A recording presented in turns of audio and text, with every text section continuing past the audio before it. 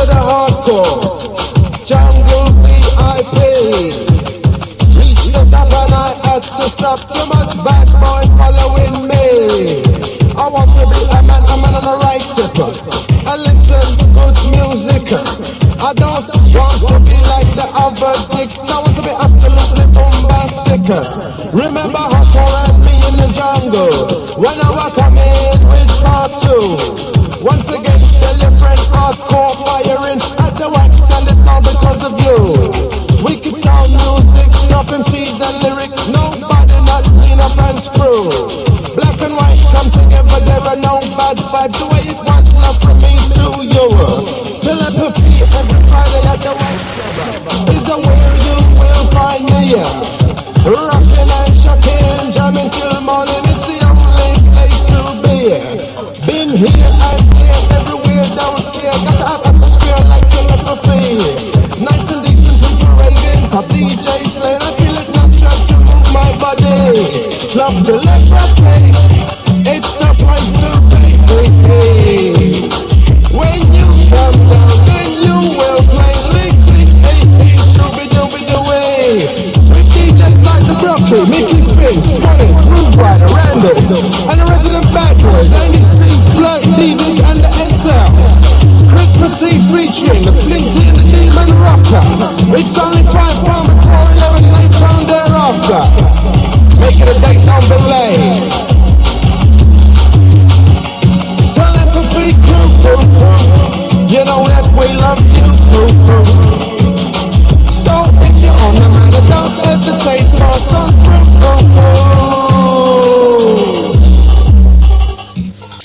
Saturday the 23rd, my matey said to me, what are you doing? Where are you going? Saturday do my shopping, but later it gets boring. Want to be raving in a place that's jumping. Give me the full SP. Don't want telepathy at the Hippodrome. Better come with me, I'll be a chump stuck in front of TV. On Saturday the 23rd of December from 3:30 AM until 12 o'clock Sunday afternoon, Telepathy presents the Christmas payback at the Hippodrome, Leicester Square. Rinsing out the flavour in Arena 1, Flood, SL and Devious D back to back. DJ Groove Rider, Brocky and the Andy C, belly to belly. Hype, Kenny Ken and the DJ SS. On the MIC, you got the shop and the hype and the MC dead. Worried up for idiot not yet. Massive and crew, broken on step. Later and Harnett full of fake. In Arena 2, playing house and garage. LMC, Hewitt and the Roger Ramjet. Advance tickets for this event are £10. The Hippodrome, Leicester Square, Saturday the 23rd, from 3:30 AM until 12 Sunday afternoon. Merry Christmas!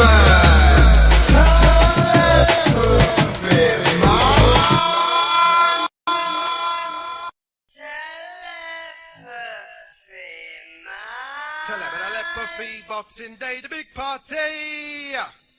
We're going mental at the temple. Telepathy set example. The lineup is impeccable. Club UN, it was phenomenal. You know, it makes sense, it's also logical. Telepathy Temple simple. Christmas vibe special, official. Boy, it's gonna be magical. Boy, it's gonna be magical. Better step up, buy your ticket neatly. Oh, yes, Telepathy at the temple. Celebrate Christmas properly. Boxing Day, it's the place to obey. Back to 94 on Saturday the 26th of December. Boxing Day between the hours of 9 PM and 6 AM at the Temple, 415 to 419 High Road, Tottenham, London N17. Telepathy goes in and out of 94, mixing the old with the new, inside the sounds of envy. Blood and the Devious D, back to back, 94. DJ SS, Swift, 94. Mickey Finn, Andy C, 94. Randall and the Brocky. What a lineup around the MIC. Then Shabba, Bassman, Trigger, and the 5-0. Watch out! Hey, hey! Telepathy. We have the power of the stamina of the energy. Telepathy. Telepathy, everybody gets lively. On Saturday, the 14th of September, from 9 PM until 6 AM, in the largest warehouse venue in London, Adrenaline Village Village, Chelsea Bridge, Queenstown Road. Telepathy presents United Mind. Telepathy. We have the power, have the stamina, have the energy. Telepathy. Telepathy. Everybody gets lively with the wicked sounds to make you feel fine. Telepathy family forward as one united mind. Magical telepathy vibe to make you rock wild, expand your mind. Buy your ticket and get the ride in style. Fantasy, the 20 SL and the DSD. Jumping jacks, frog pull up the place with electricity. Swift back to back with the incredible Annecy. Touching down Reiki and then the rattle and the brocky. SS and flirt back to back, new and old. Telepathy bring the noise reload. Stay behind for DJ Shabba and the Yankee. GQ's give it a go, bad boy MC. Attractions to include live performance by the shy effects and a marvelous game. Full on fun fair includes bumper cars. Watch the ride. 100k of air popping sound, lighting, multicolored lasers, UV art, giant video screens, themed stage sets. Alfred Amiga Dance Performance Company, licensed bar across a 40-foot bungee jump, rough neck speed. Performing live on the boat, the River Thames, playing the best in soul, swing, hip hop, rare groove. Company soul sound alongside the Midnight Express. Obsession on the Fern Arena, playing the best in house and garage. Fantasy, Ewan, Mikey B, Timmy Magic, Rat Pack, Old School, and the Mad Jam Lamont, hosted by the Navigator and the PSG. This is a night not to be missed. Tickets for this event are on sale now, priced at £18.50. For coaches and information, 0831 824 400, 0831 589 739. Saturday, the 14th of September, at the Adrenaline Village, Chelsea Bridge. Telepathy, taking drum and bass to a higher level. Telepathy. Telepathy, everybody gets lively. Telepathy. We have the power, have the stamina, have the energy.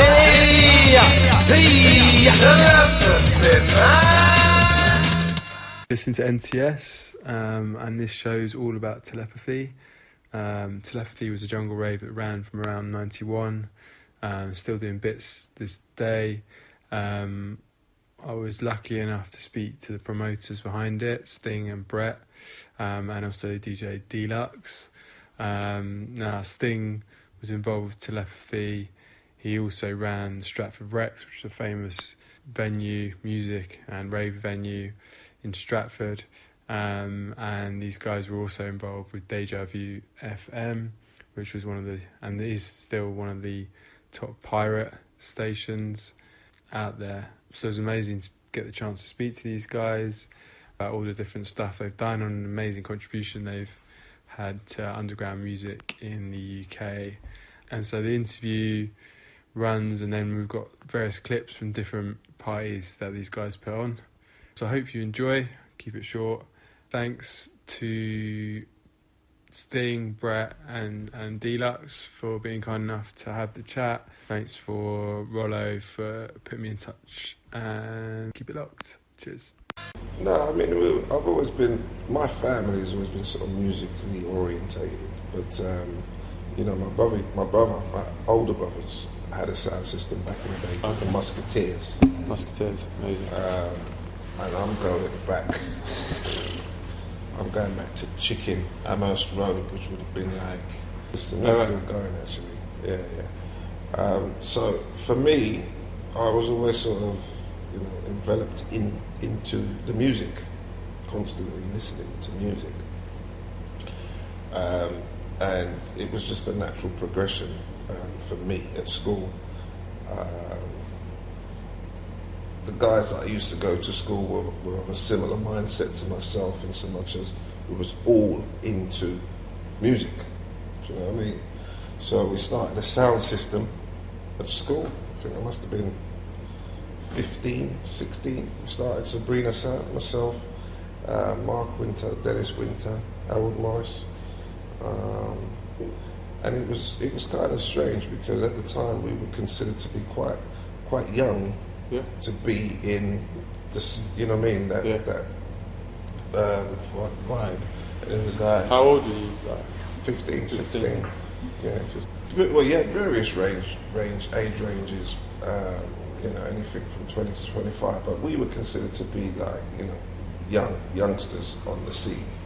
And it was really weird because as young as we were very credible and very successful within that sort of street sound era. Do you know what I mean? Was that round here? Like, were you playing dances? That was around everywhere. Here? Well, what it is when we refer to sort of street sound, it's like, again, like our generation and our community, before the internet, before pirate radio, like our generation's coming up as school kids, like even like with myself, I was a younger to the elders, and myself and my school friends, we had sound systems. Yeah. Yeah. Like everybody had everyone had. You had to have a sound system. So it's that sound system. So it's going right back to the sound system culture. Why did we have sound system? The sound system, because to hear our music, you needed to have a sound system. Yeah. Because our music is not on. You got to think. Like, put it to today. Yeah. NTS don't exist yet. Deja don't exist yet. All these things don't exist. The equivalent to the NTS sound system, because the music that NTS and platforms like ours, you're not playing what the mainstream radio is playing. Yeah. Yeah, I can tell. NTS does not play that music. NTS has its music and its audience that like that, and they're not getting that musical food anywhere else. So think back to the sound system done that. So you're hearing our music in party, community centre, sound system. Yeah. Yeah. So we all started from that sound system culture. So you've got to have your sound. You've got to know how to string up a box. You've got to beat. You know what I mean? So that's how we got into it. But I mean, the sound system era in this country really was the catalyst for this modern day thing that we now call rave. Yeah. That's where it all started. You know, that whole big bass sound, speakers, it was really easy, to be fair, because I'd been doing the sound system thing for a number of years at this point. I think it was probably around 2021 when I first jumped into rave. So yeah, for me it was November 1990, first one. 17th of November. 17th of November. And did you go straight into promoting, or did you go like, was it a thing of like, you just got into it, the music, or it was like? For me, I was doing a previous promotion called Freedom. Alright. Yeah, and even before that I did Humanology. My first ever rave was a rave called Juvenile down in Edmonton Green. It got cancelled because one of the chaps in Tottenham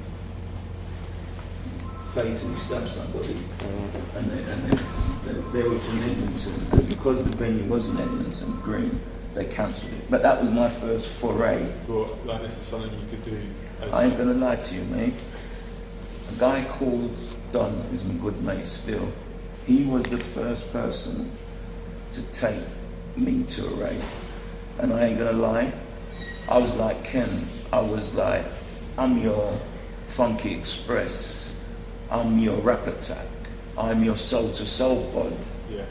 When Donald took me to the first rave that I think it was called down in like Terminals, weren't in Terminals, but it was in that area, Rosebery Avenue.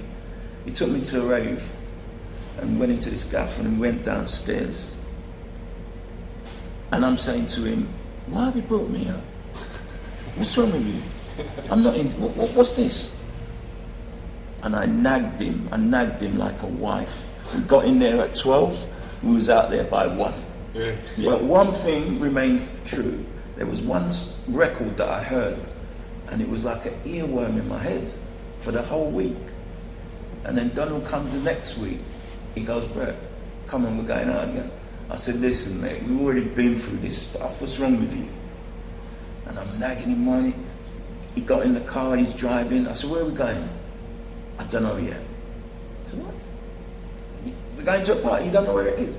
No, you've got to go to this meeting point, and then they'll tell you where the event is. I said, yeah, you mug, man. You know, they're just ripping you off here. Anyhow, driven down the M4, got to a place, a petrol station. Everybody's now running. I think you had to phone an 0898 number, get the location, that's what he did. and he's driven down to this rave.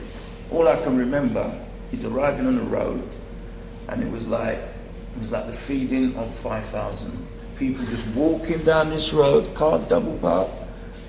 Wow. And I see the laser thing, never seen the laser before, but in the sky. Wow, it's kind of impressive. Yeah. So we got to the Don. Don knew them guys like Colstonator, Dave Roberts, Denzel. Don knew all of them, so we didn't pay to get in. But when we got in, it was a air hangar. And all I remember, I was telling this thing, there was like a mountain of coal. Yeah, 2 mountains of coal with ravers on each side. And I'm like, I'm going to Don now. Look, how much you getting? I didn't pay to get in. Yeah, I know he didn't pay to get in, but how much is it getting? No, 25, 50. What? So boy, we raved it out. And all I can remember the moment of we're leaving the venue and we look back. Well, I looked back and I said, Don, we're gonna get on this shit. That's how it was for me. Yeah. That's how it was for me. So like in terms of like how we experience like from the street sound culture, because a lot of the sounds that Brett was mentioning, the sounds and what music they used to play. You mentioned soul to soul and all these different sound systems, soul, funk, groove, boogie, Rare groove. You know, and towards the sort of later 80s, where the advancement of technology and the electronic sound, they call it EDM now. We was just calling it dance music. Rave. Rave. And you couldn't help but be swept and taken wherever your background was. Like I was a hard, like now we call it golden era hip hop. I was a hip hop fan. And then in the late 80s, when I experienced my first sort of like rave, and you couldn't help but just be taken up by it and get involved. So I went from DJing that to that music. In the UK, you had to be, at the time, in our age, that was our generation, I think. So a lot of us kind of had that, it was almost like a switch, an enlightenment. It was like, I want more of this. It was a different energy.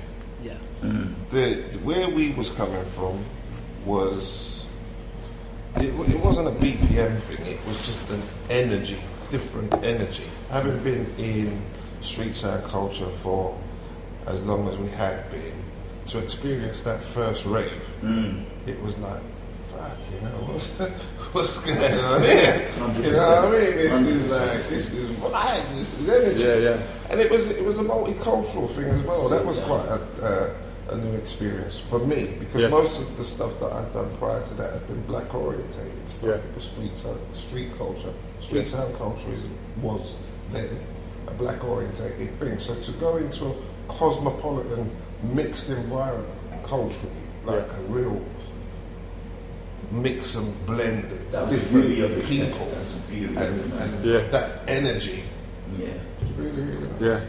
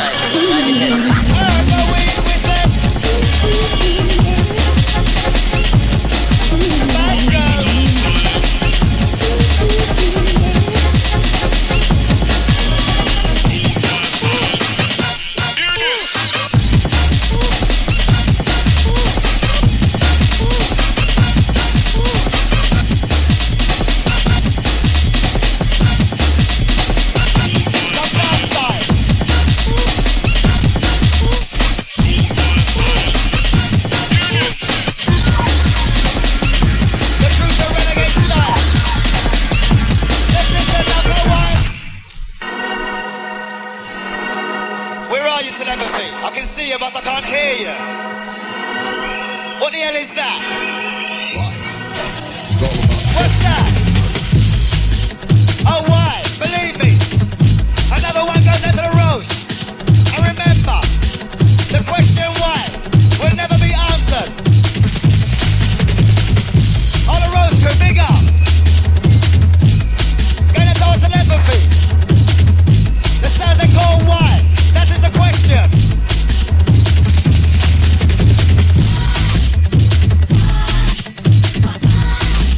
Gonna go to backup crew.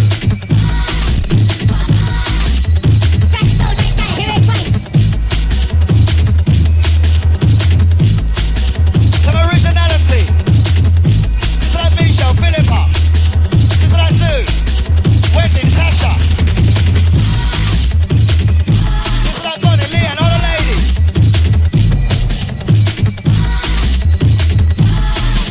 Oh, this is like Carrie. Love ya. Jack Frost, big respect.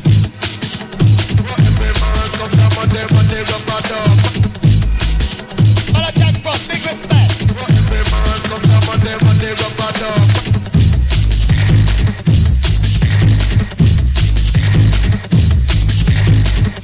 And every morning we wake up, we want the jungle.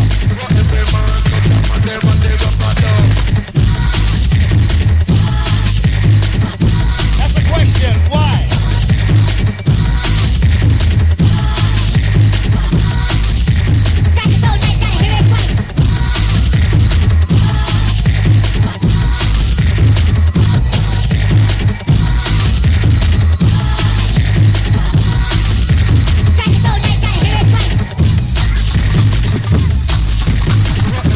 Let's wait for the next beat.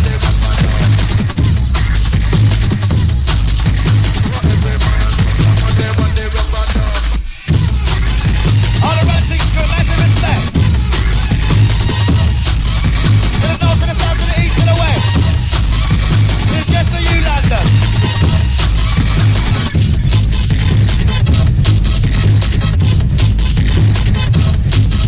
Just wait for the next one. And I know a lot of you love this one.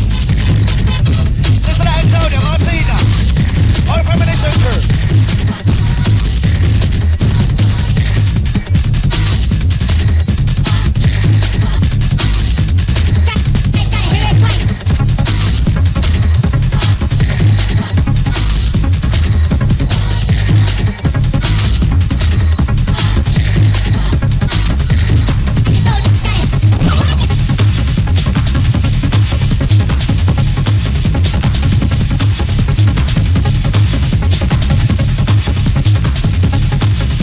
Calling the one like SL up front. In tune to the Johnny L mix. And it's Bubblers Chris, run. They want to rewind. They're asking for a wee one. The Johnny L mix. Time to move your body.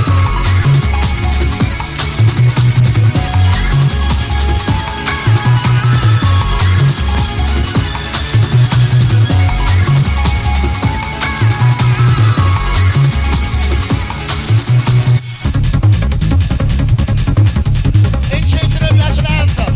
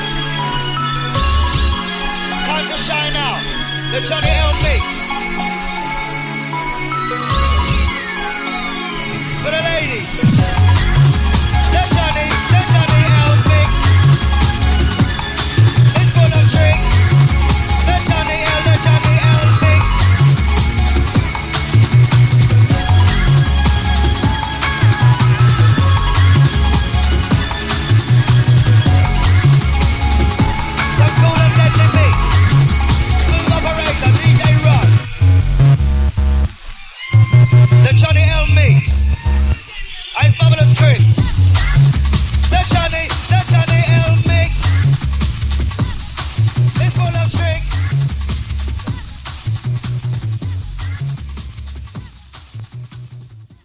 How did you guys get together in terms of Telepathy? How did Telepathy start? You was away, you come, and I got onto you, and at first you was a bit, don't know about this one.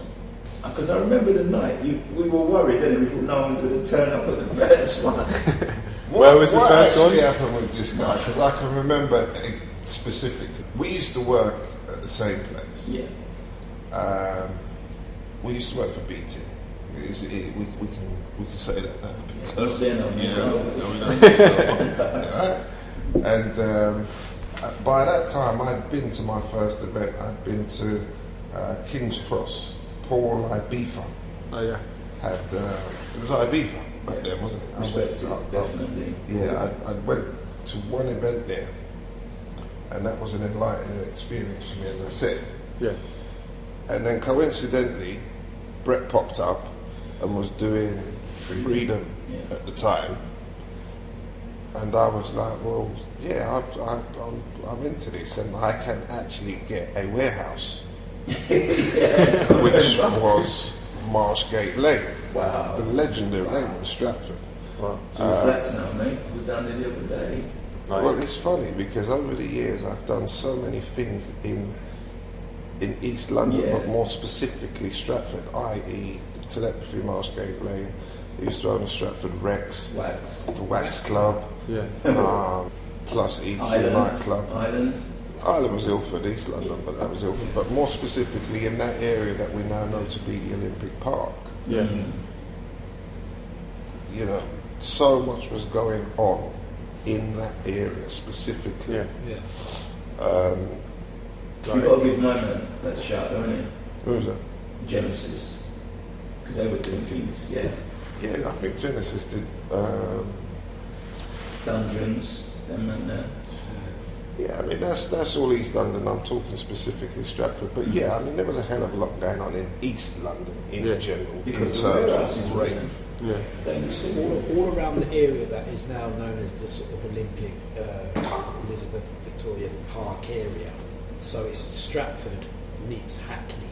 Yeah. And there'll be a club on what was called the Wax Club. Before that it was called Flappers. Before that it was called Flamingos. That's right. You worked that one out. Proper mirrors, chrome carpet back in the day. All right. Yeah, because remember along the street sign culture, alongside that you had running disco, which was slightly different. Yeah. Also kind of multicultural. Crackers, Wardour Hudson Street Club, and that kind of stuff. Global Village, Embassy. Yeah. All of these places were going on at a similar kind of time, do you know what I mean? But I don't know, would that have been perceived back then as kind of mainstream, cheesy? I don't know. No, not Embassy and that lot, no. You'd be talking more like Rudolph's, what's the one at Romford? Nightclub, what used to be a big nightclub down there. And the one in Ilford as well. These were like, what Ken's saying, your handbag put down and dance around. So the whole area, again, around that Stratford, obviously as Sting mentioned, there was the Rex, there was the Wax Club, EQ, Powerhouse and such. But then it's where you got the Marshgate Lane thing you were just sort of touching. Yeah, so going back to that first event, that was basically me and Brett BT. He'd done Freedom. I had a warehouse at the time. I had a partner, Billy Manuel. God rest his soul in peace. He was involved in the acquisition of that warehouse. Billy's son is Phil from Jungle Fever. Oh yeah. Eastman. Eastman used to, he runs called it. Has his sound system as well, isn't it? Had his sound system back in the day. He used to be our head doorman actually. All right. To do security What, for Eastman us. or Phil? Eastman. Right, did you have rivalries with promoters? Obviously, you put a lot of cool events on at EQ and Stratford Rex. Yeah, it was always a friendly rivalry between myself and Phil. But remember, Phil at that point wasn't doing raves. Right. He was doing security. Security. Yeah. Marsh work for the Marsh Marsh. Gate, right. But that first event, I got to tell you, that was sick. That was a sick event. Because as Brett said, I actually didn't think it was going to happen. Yeah, and they did turn up on the day. He was nervous, man. I remember what he said to me. Yeah, there's always, in the promoters that I know, there's always one who's really nervous and one who's like, nah, it's fine, fuck it. I'm not being half frightened to him, but I did believe, because we've done the work, you know what I mean? We put in the work in with the promotion. And I said, yeah, this is going to be all right. And as the man said, it was more than all right. It was a really, really good night. But you've got to remember, back then, additionally, you know, when you talk about rave now, you've got all these derivatives of rave, i.e. jungle, drum and bass, garage, house, this, that. Back then it was kind of all under the one umbrella, acid house. Hardcore. And we just had shitloads of people turn up. What was the lineup for that? Do you remember? That would have been Jumpin' Jack Frost, Kenny Ken, Devious D, Funky Flirt, DJ Rap, Groove Rider. Anybody who's anybody, we would promote, because we made the links via doing the other raves. I even said it to him the other night. I said it to him. You see this guy, he was the first to book Andy C. He's mega. He was the first to book Prodigy. They did PAs. He was the one that was doing PAs, and I was kind of side looking at PAs, but it worked. He brought a lot of people through. Yeah. Big names. And some that remember Doc Scott? Loved Doc Rob Scott. Elliott? Rob Elliott was the one at the first rave. What a DJ. You know. But got caught up in things, but that's another thing. Travis. Yeah. Were you doing month? Was like No, weekly at Telepathy. Oh, weekly at Telepathy. Weekly at Telepathy. And the thing with Telepathy, Marshgate Lane back then, you've got to remember it was to all intents and purposes still pretty fresh. You know, and it was still very underground, it was still very raw. Yeah. But that energy, that mix, that's what makes it. That's what makes it. And we were pulling people from everywhere out of the West End, all the West End. I had like 2,500, 3,000 people at Marshgate Lane every week. Really? Yeah. So you were killing it. I was looking at it last night. You know, they're selling that flyer for 20 quid. Really? 20 quid, man. I've only got one and it's I've got loads of them. apart. Yeah, send it our way. Send them our way. Back then, I don't know you guys, but I was going through a phase of spiritual awareness and discovery back then. Yeah, and you know, there was a certain kind of, an aura of mysticism associated and attached to rave back then. Don't you think? Yeah, definitely. Yeah. And it just fit, you know. It was Telepathy. It was like, you know, everybody all in the same place, all on the same vibe, all tuned in to the same thing. Do you know what I mean? And it was like, I know it sounds cheesy, but it was like we were all communicating. But that's what made raves back then, all being on a level.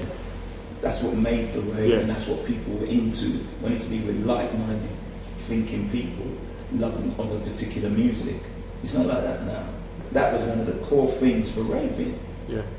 And it was very relevant then, because I think what people need to bear in mind is I don't want to get into the politics and, you know, the social aspects of the thing, but we were coming out of a very funny time culturally and socially.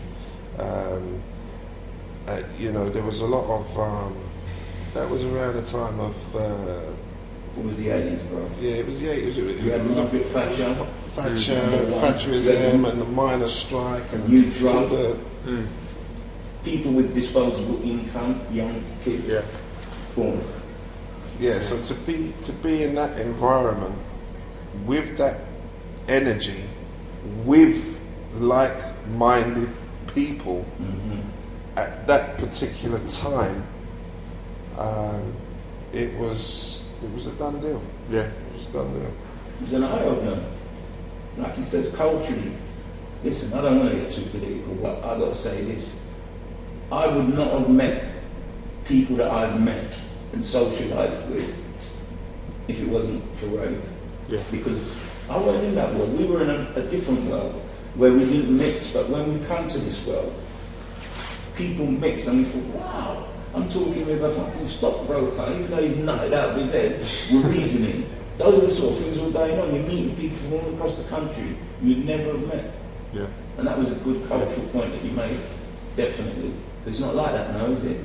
Certainly raves are more You posed segregated. you posed a question earlier with regards to the area, because obviously you've got the Stratford and East of back then, you go back 31 years, and the Stratford of East right now, certainly like where these things were happening, Marshgate Lane, where the nightclub was, that bit of road still exists.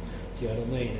And it's very segregated, or you'll only get certain parts of the East London community there. It's not for everyone, and that's definitely something that is there today. And I think when people say, when you're talking to the younger generation now and you talk about rave and you say we would never be able to recreate, that rave environment or that, just those heady days now. I think it wasn't just the music, it was the breaking down of barriers and the interaction and all of that, as we've said. It was a real change in time. It was for me. I don't know about anybody, but for me it was a real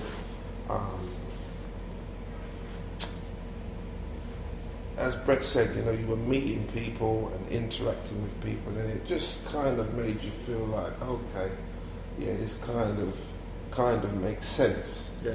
Do you know what I mean? Because prior to that, I'd been very segregated in terms of, you know what I mean? Yeah. Where I went, who, you know what I mean? You mix with, yeah. And I think, if nothing else, rave, or that era of rave, was just such a positive impact on society in general. I know it's a big statement to make, but it asks 100 people that question.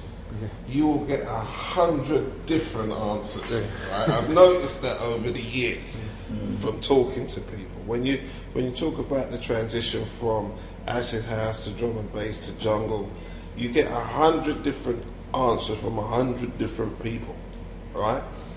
And then obviously there's a significant percentage of those people that you get an answer from that say, yeah, I was responsible for that, or I did that. Do you understand what I'm saying?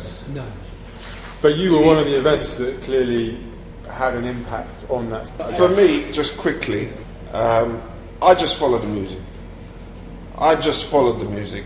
We just booked DJs that played rolling bass, yeah, and a style of music that was a little bit more consistent to what we'd been listening to before. Because I know myself, I'd been in my own event, and one minute I'd be like, yeah, and then another minute it'd be like, what the fuck is this, pots and pans? Like, this ain't me, you understand what I'm saying? So the object of the exercise for us, I think, was to just try and get that consistency of rolling drum and bass, which just developed and ultimately became jungle. Yeah.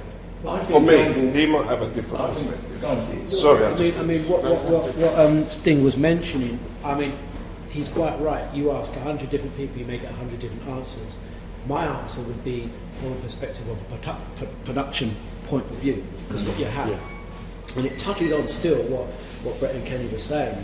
We were all saying about the sound system culture and the people united, different communities and different groups. So you've now got this new form of electronic dance music made on new electronic digital production equipment. Yeah. So we were able to produce beats from our home studios. European or American influenced house, discotheque, even techno, Yeah. So you've got all this, and this is coming over from Detroit Europe. people, Yeah, and Detroit, as you said. Now, the event. So you've got Brett and his crew, Kenny and his crew, me and my crew, you and your crew. Now we're all meeting in the one venue. Now what do you think is going to happen when we start making our beats? It's going to be a little bit of you, a little bit of Brett, a little bit of me. So I like hip hop. So my early productions had hip hop samples. Those hip hop samples were soul funk, James Brown samples. I then got turned on to what Rare Groove was, which you'd been listening to the whole time. Then you heard that and was like, yeah, you're using that sample from that. Give me a piece of that. Same way, I'm hearing the thudding beats. I put 2/2 bass. Now you'll get someone from another street sound system that'll say, yeah, use them bass lines.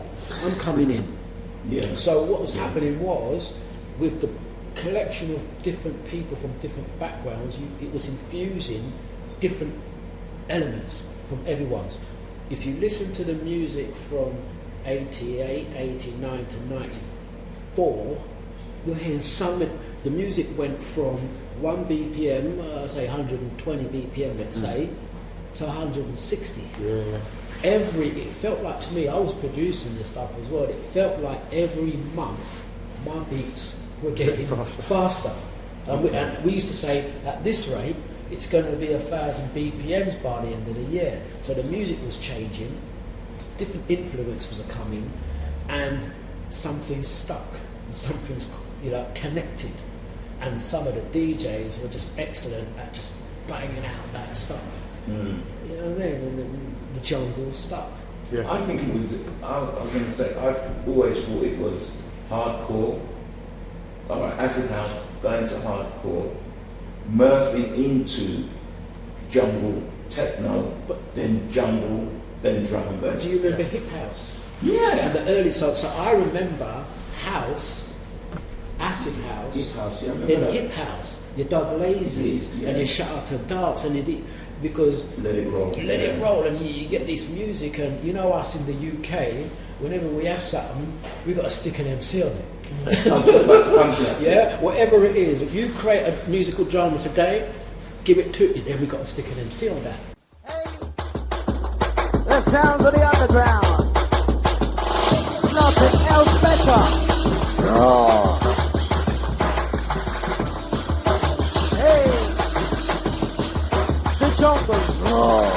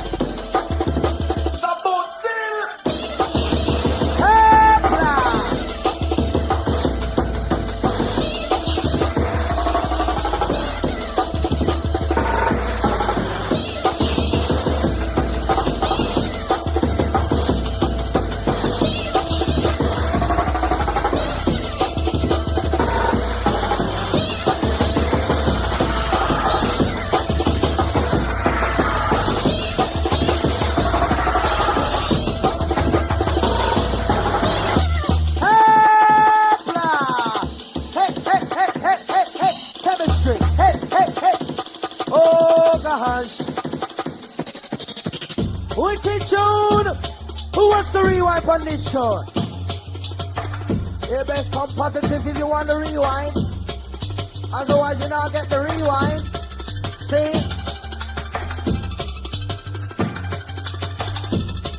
Oh gosh. Going out to all the junglists inside the place. Let's build up a vibe from back and sides, left, right and center as we enter chemistry.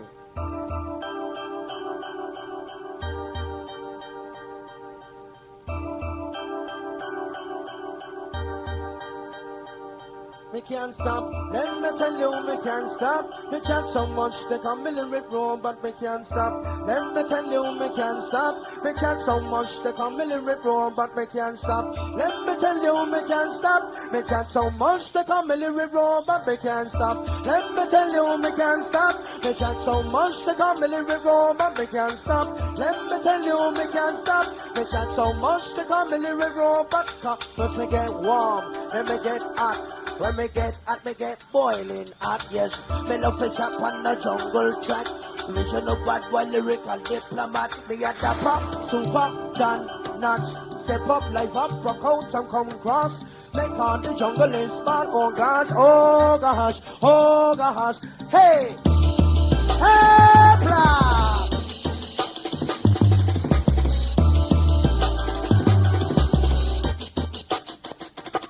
Me can't stop. Let me tell you, me can't stop. Me chat so much, they come in the river, but me can't stop.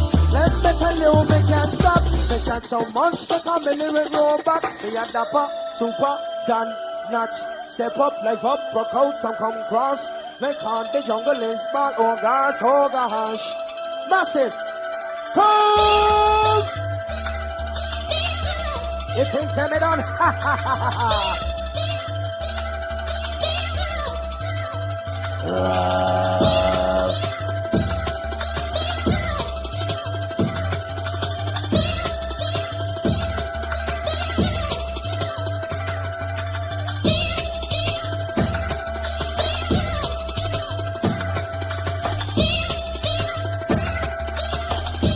Here it comes.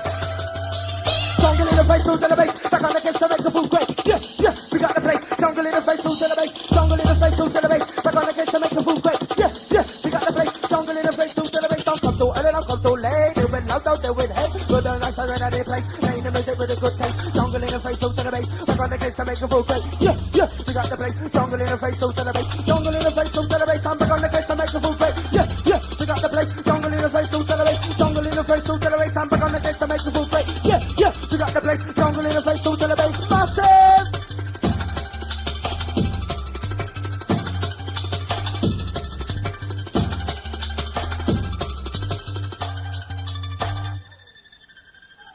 All the atmosphere makers inside, it's yours, it's yours.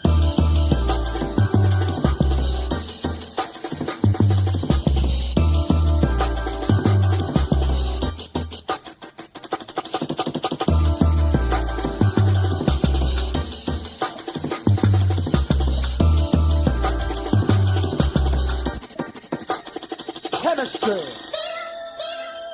Picking up all the dark side masses. That's feeling good inside the resident. As we take it to the stage, brace yourself.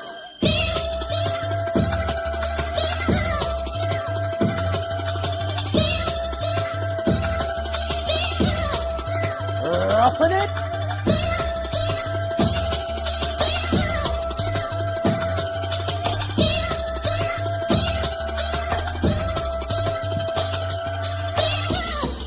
Hapla, hapla. With the correct vibe. Jungle's the subject. Hey!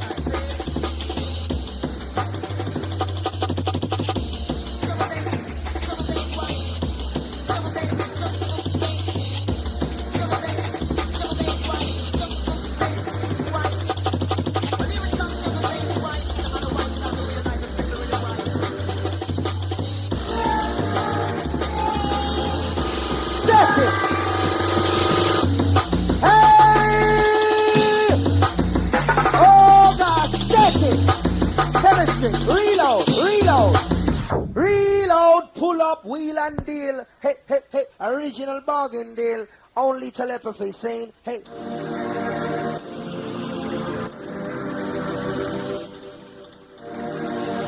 Hey,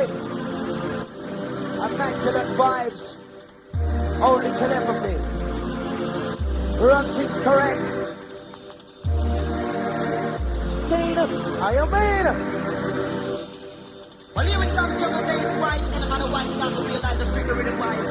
Rhythm. Well, here it comes, jungle days white, and I'm on a white start to realize the trigger rhythm wise.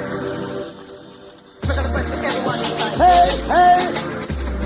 Now we don't rap, we don't play. Special request to everyone inside. Say, hey, hey. We don't rap, we don't play. I don't play the one in a rotation. Hey, hey. We don't rap, we don't play. I don't play the one in a rotation. Hey, hey, we don't rap, we don't play. I don't play the one in a rotation. Okay, okay. Apply. Root the feeling, root the feeling. MSC, root the feeling. DJ Star, root the feeling. Root the feeling, root the feeling. MSC, root the feeling. Root the feeling, root the feeling. This one make you stand, this one make you spend. This one make you man, break the top into length. To the PM, to the AM, function to the end. MSC and Storm, root the feeling. Root the feeling, root the feeling. DJ Chemistry, root the feeling. DJ Storm, root the feeling. Root the feeling, root the feeling. All the rooters.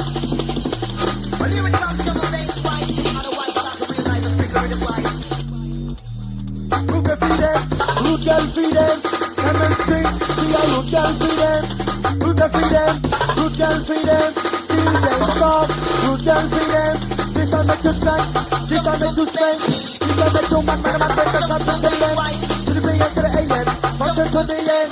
Chemistry, come with the mix and blend, mix and blend. Here it comes, jungle days white, and I'm on a white start to realize the trigger rhythm wise. Well, here it comes, jungle days white, and I'm on a white start to realize the trigger rhythm wise. Special request to everyone inside, say. With a higher intelligence of jungle. Hard step drum and bass. The future.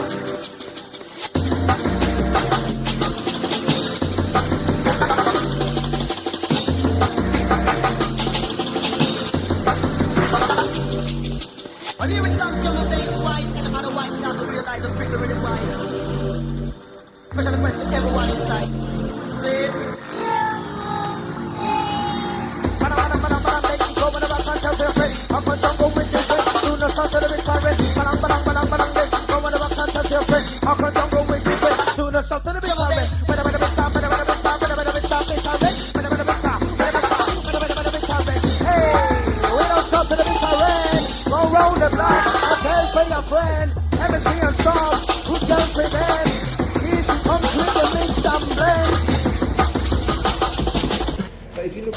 So for me, coming from sound system era,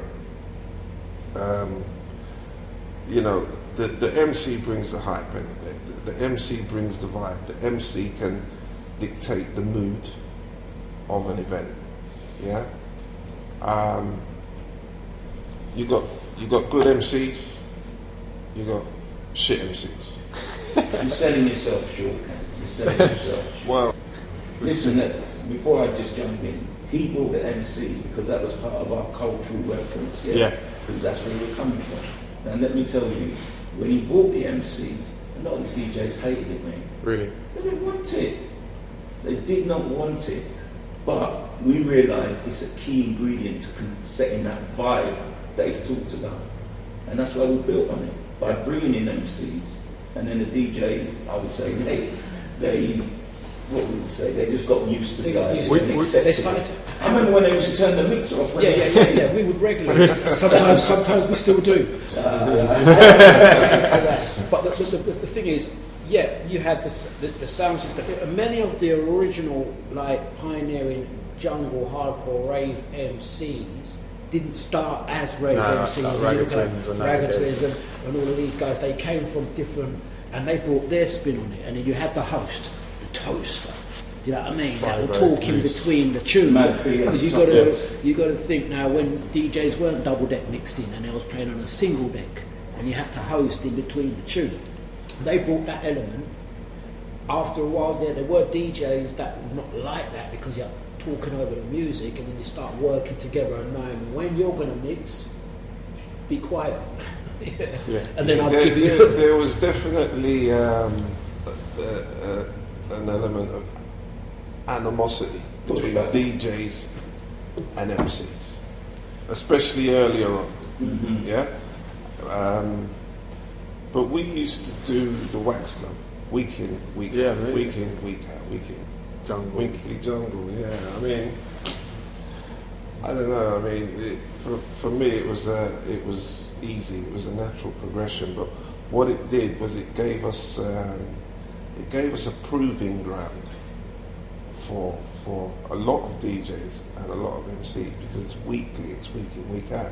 And also what it did, it gave a lot of MCs an opportunity to refine their MCing abilities. I would also add on to that producers as well, because producers would go to clubs to hear their stuff, go back home and refine their music. Yeah, I mean, Wax Club, we had a mad rig in there, man. I'm telling you, that thing used to blow your head off. Do you remember the rig at the Wax Club? You know, so if you was the producer and you was experimenting with a new tune, you'd want to play it at the Wax Club, because then you'd know. They used to turn up with the tune to give the DJ. I remember seeing that. Yeah. Where? So that was by Stratford Rex. That was the flyover at. I know. Yeah. Virtually the beginning of the opening of the entry, to the Olympic Park on the A12 side. Okay. It was there. You got to remember, A12 didn't exist. That road did not exist. So you had Hackney Marshes were the football pitches there, and if you crossed over, there'd be Temple Mills Lane, and the Wax Club would be situated there. But what became apparent for me, just talking about the Wax Club, which would have been what year? 93, going on 94, 95. So you did it 3 years? More than that. Wow. Weekly? Yeah. Wow. Was it then? So 96. 93 to 96, around that sort of time. Yeah. So what I discovered at the Wax Club was, as these guys said, you had different styles of MC. You had hosts, you had people that could just hype the crowd but not necessarily chat over a rhythm. Do you understand what I'm saying? It was different types of MCs, but what happened at the Wax Club for me, and I can remember it like it was yesterday, we had an MC called Stevie Hyper D at the Wax Club, right? Yeah. And this guy was just different level, right? Because when he ride the rhythm, he sound like that tune. When it was produced, you was on that. You understand what I'm saying? You was on the recording of that tune. And I can remember distinctly being at the Wax Club, and a girl came up to me, and I don't even think she knew who I was, and she said, "This fucking MC is sick. This guy is wicked. I've never heard anything like it." And I can remember just standing there listening to Stevie and catching his vibe and thinking, this guy has taken this game to a whole different level of MCing, because he would start the night, finish the night, right, and just keep it moving the whole night, and the MCs like Shabba. I mean, I know Shabba when Shabba was a little kid. You understand what I'm saying? I can remember saying to Shabba, listen, whatever you do, keep MCing, because you're talented, you're good. Keep going, you'll get there. Yeah, and Shabba used to be at the Wax Club week in, week out. So what's happening now is everybody's trying to keep up with Stevie. That's how I recollect it. You understand what I'm saying? Because look, without a shadow of a doubt, Stevie was a bad boy, yeah, and he made the Wax Club. You know what I mean? He brought that energy. He brought that vibe. This whole thing that we call jungle. You know, he was instrumental in that, in terms of. Key components of it.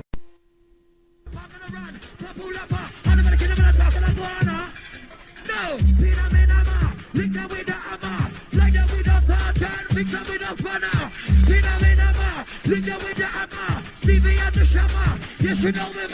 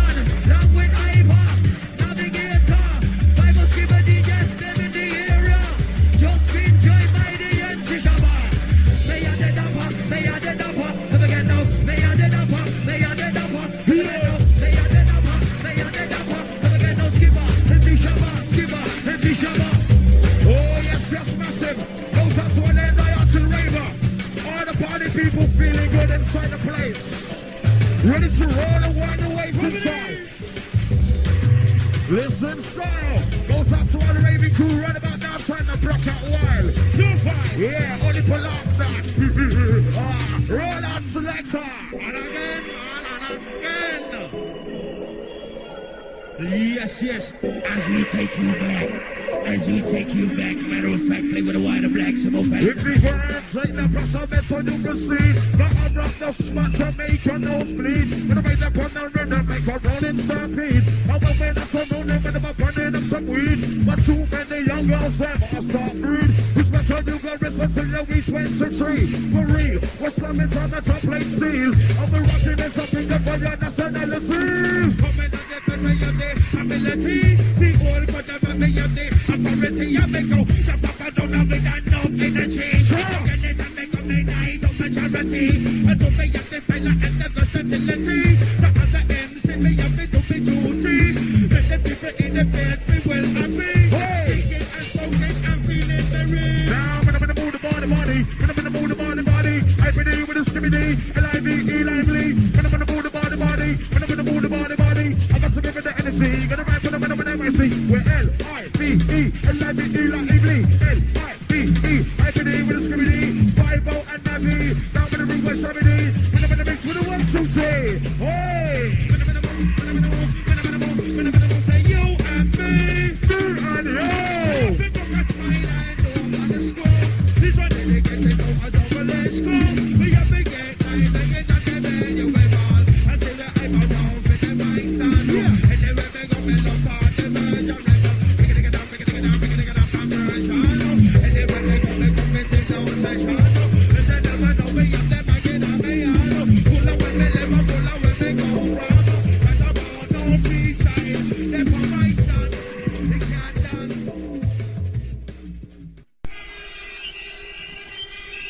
That's better, man. That's better. Love the response.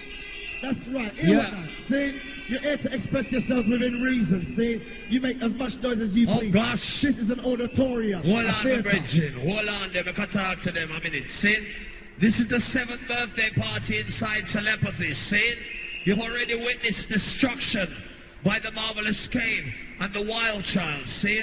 And then you had further destruction by the Funky Flirt and the SL back to back, see? Well, now we have inside the place the head of Charge Recordings, Mumpy Swifter. Later. I want to them. Later. I want to them. That's right. Step up. A long time you tell them, you know.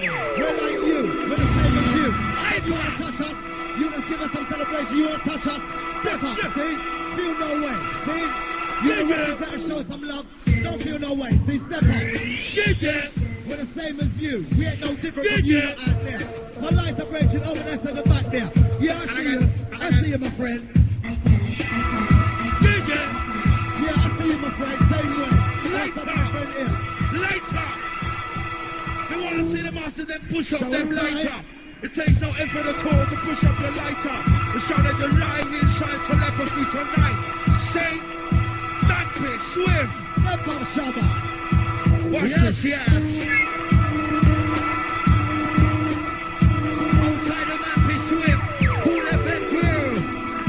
Are you ready, Telepathy? Where's the noise?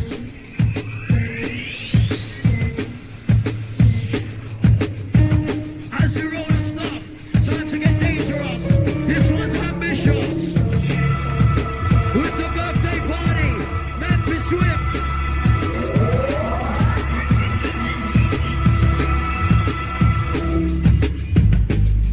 Oh my gosh! This one here, boom! Oh, Shabba, start it off, go! Oh my goody gosh, Shabba's coffee, let's off. Say, oh my goody gosh, I pack coffee, let's off. Say, oh my goody gosh, Telepathy come to let's off. Oh my goody gosh, Shabba coffee, let's off. Like squash pop, like legs pop. Now come to the beat like Cedar. I take your eye like Carlo. From Houston to King's Cross. I'm an adept, I'm not. When I call the breeze, call the boss. Don't give a damn, don't give a fuck. Ask me when, why you what? Ask me when, now why you what? I'll cook it up like a soup in a pot. Ask me when, now why you what? Cook it up like a soup in a pot. Shabba, you know the cap lock. That's the thing, you lick it too tough. Alright, like a tower block. Win the jackpot. Turn on the volume. What a wicked show. This one also made a boom. This one goes in the room. They turn on the volume. What a wicked show. This one also made a boom. This one goes in the room. Some. Check the back of my back of the tune. When a man now you're shown to the boom. Taking a bite like a vacuum. Who wants to reload?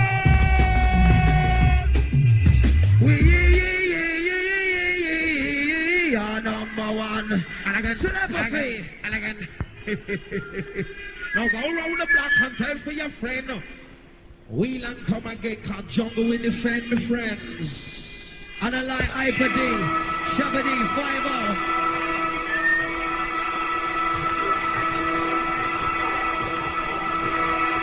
Skipper, Navigator, all massive inside, big up your chest. Yes, Shabba, as I said, big up to all ghetto man. See, I don't get to the jungle come from. We're not talking about the little trendy anthem music, see? We're talking about the hardcore junglists. Yes, son? Shabba. Yeah, that's right. Big up all yous who are out there seeing supporting the drum and bass. You know what you've never done? The number one. And we're rocking straight to the year 2000. The millennium. So keep strong. See?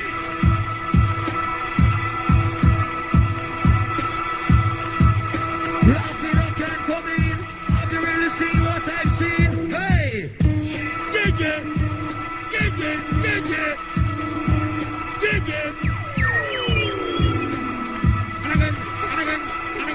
And again, everybody. And again, everybody. For you is a label. Massive. Now you're on again.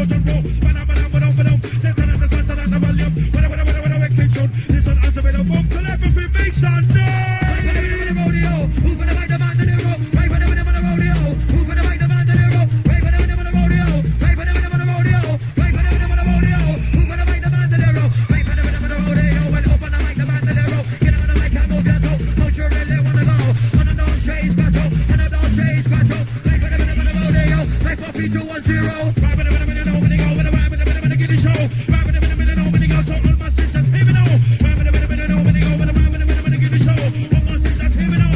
All my sisters, hear me now. Swim. In on this, my boy, in on this. Let me see on this. Hey. Oh gosh. No time to back, but time to let us step up live and come cross telepathy. Where's the noise? Telepathy. Telepathy.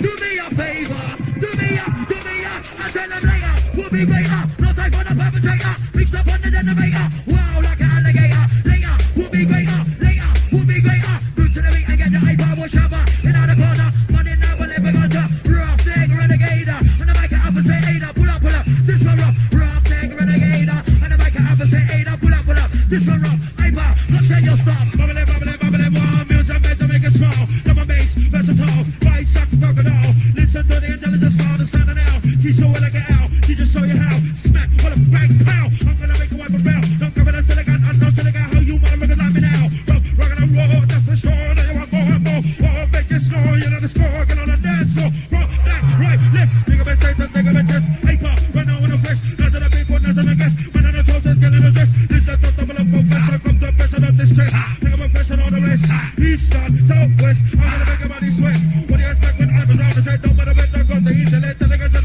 the records, so untangle it, please, the best trick, big up, chest, Sunday, Monday, peaceful, lyrical official, come and do this for you, come and do this people, making the good for different kind of people, we all have to be equal, this people so cool, never ever be feeble, who's the strong and lethal, the ladies so gentle, we silent over the metal, when I go boiling kettle, people now go cycle, right with a right down, love me for my pedal, living stuff for someone to love very old and wrinkle, when I'm at the together, just let the cheese and pickle, that's another donut on the jam in the middle, styling no simple, yes it make me cycle, pick up on the back up on the seat and just a juggle, that's me do me struggle, anyway any battle, life you want, spin your round, leave your brain with baffle, that's be a trifle, never apple crumble, nice them up, make them dance, make them body wiggle, lyrics up their mouth, like a bullet off the physical, everybody get physical, to me are the miracle, when me got the microphone, when me, who say rewind, who say again, yeah. Jungle, are you ready? Hold on, have mercy. 1, 2. Yes, I-for-D. Outside or massive inside. Telepathy crew. Stevie I for Shabba-D, Navigator, Skibbity 5-0 in the arena. Are you ready to let a raver? Time to get hyper as we teach you the right way to go. So it's time to follow. Are you really ready? Big up the sniper, the bob, and the Philly blood. Birthday crew, this one's you. Listen. Sounds of the Mampy Swift. Coming straight out of the Cool FM stable. With the roller. Are you ready, supporter? Time to pull up your lighter. I-for-D and Shabba-D, where's the noise inside? Yeah. Jungle music, hey, jungle music, oh yeah, he jungle music, oh yeah, he jungle music, Selassie, I know, yeah. We don't want these rights to go, yeah, no way. Selassie, I know, yeah. We don't want these rights to go, yeah, man, oh. This is the music that all the people they love. I mean, say this is the music that all the people they love. The jungle music, who yeah, he jungle music, who yeah, he jungle music, who yeah, he jungle music, where Telepathy is the place to be. Hey, when I want massive and young, you know, leave your hyper launch and mic stand. It got Telepathy is the place to be.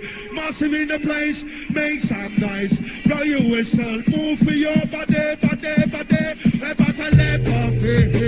is the place to be. Each and everyone never face jump up and down and get lively. They say never know me them, leave your hyper the shabba. Silver on top of every job like a lizard on a tree. They have no lyrics and have a mind and body. So I love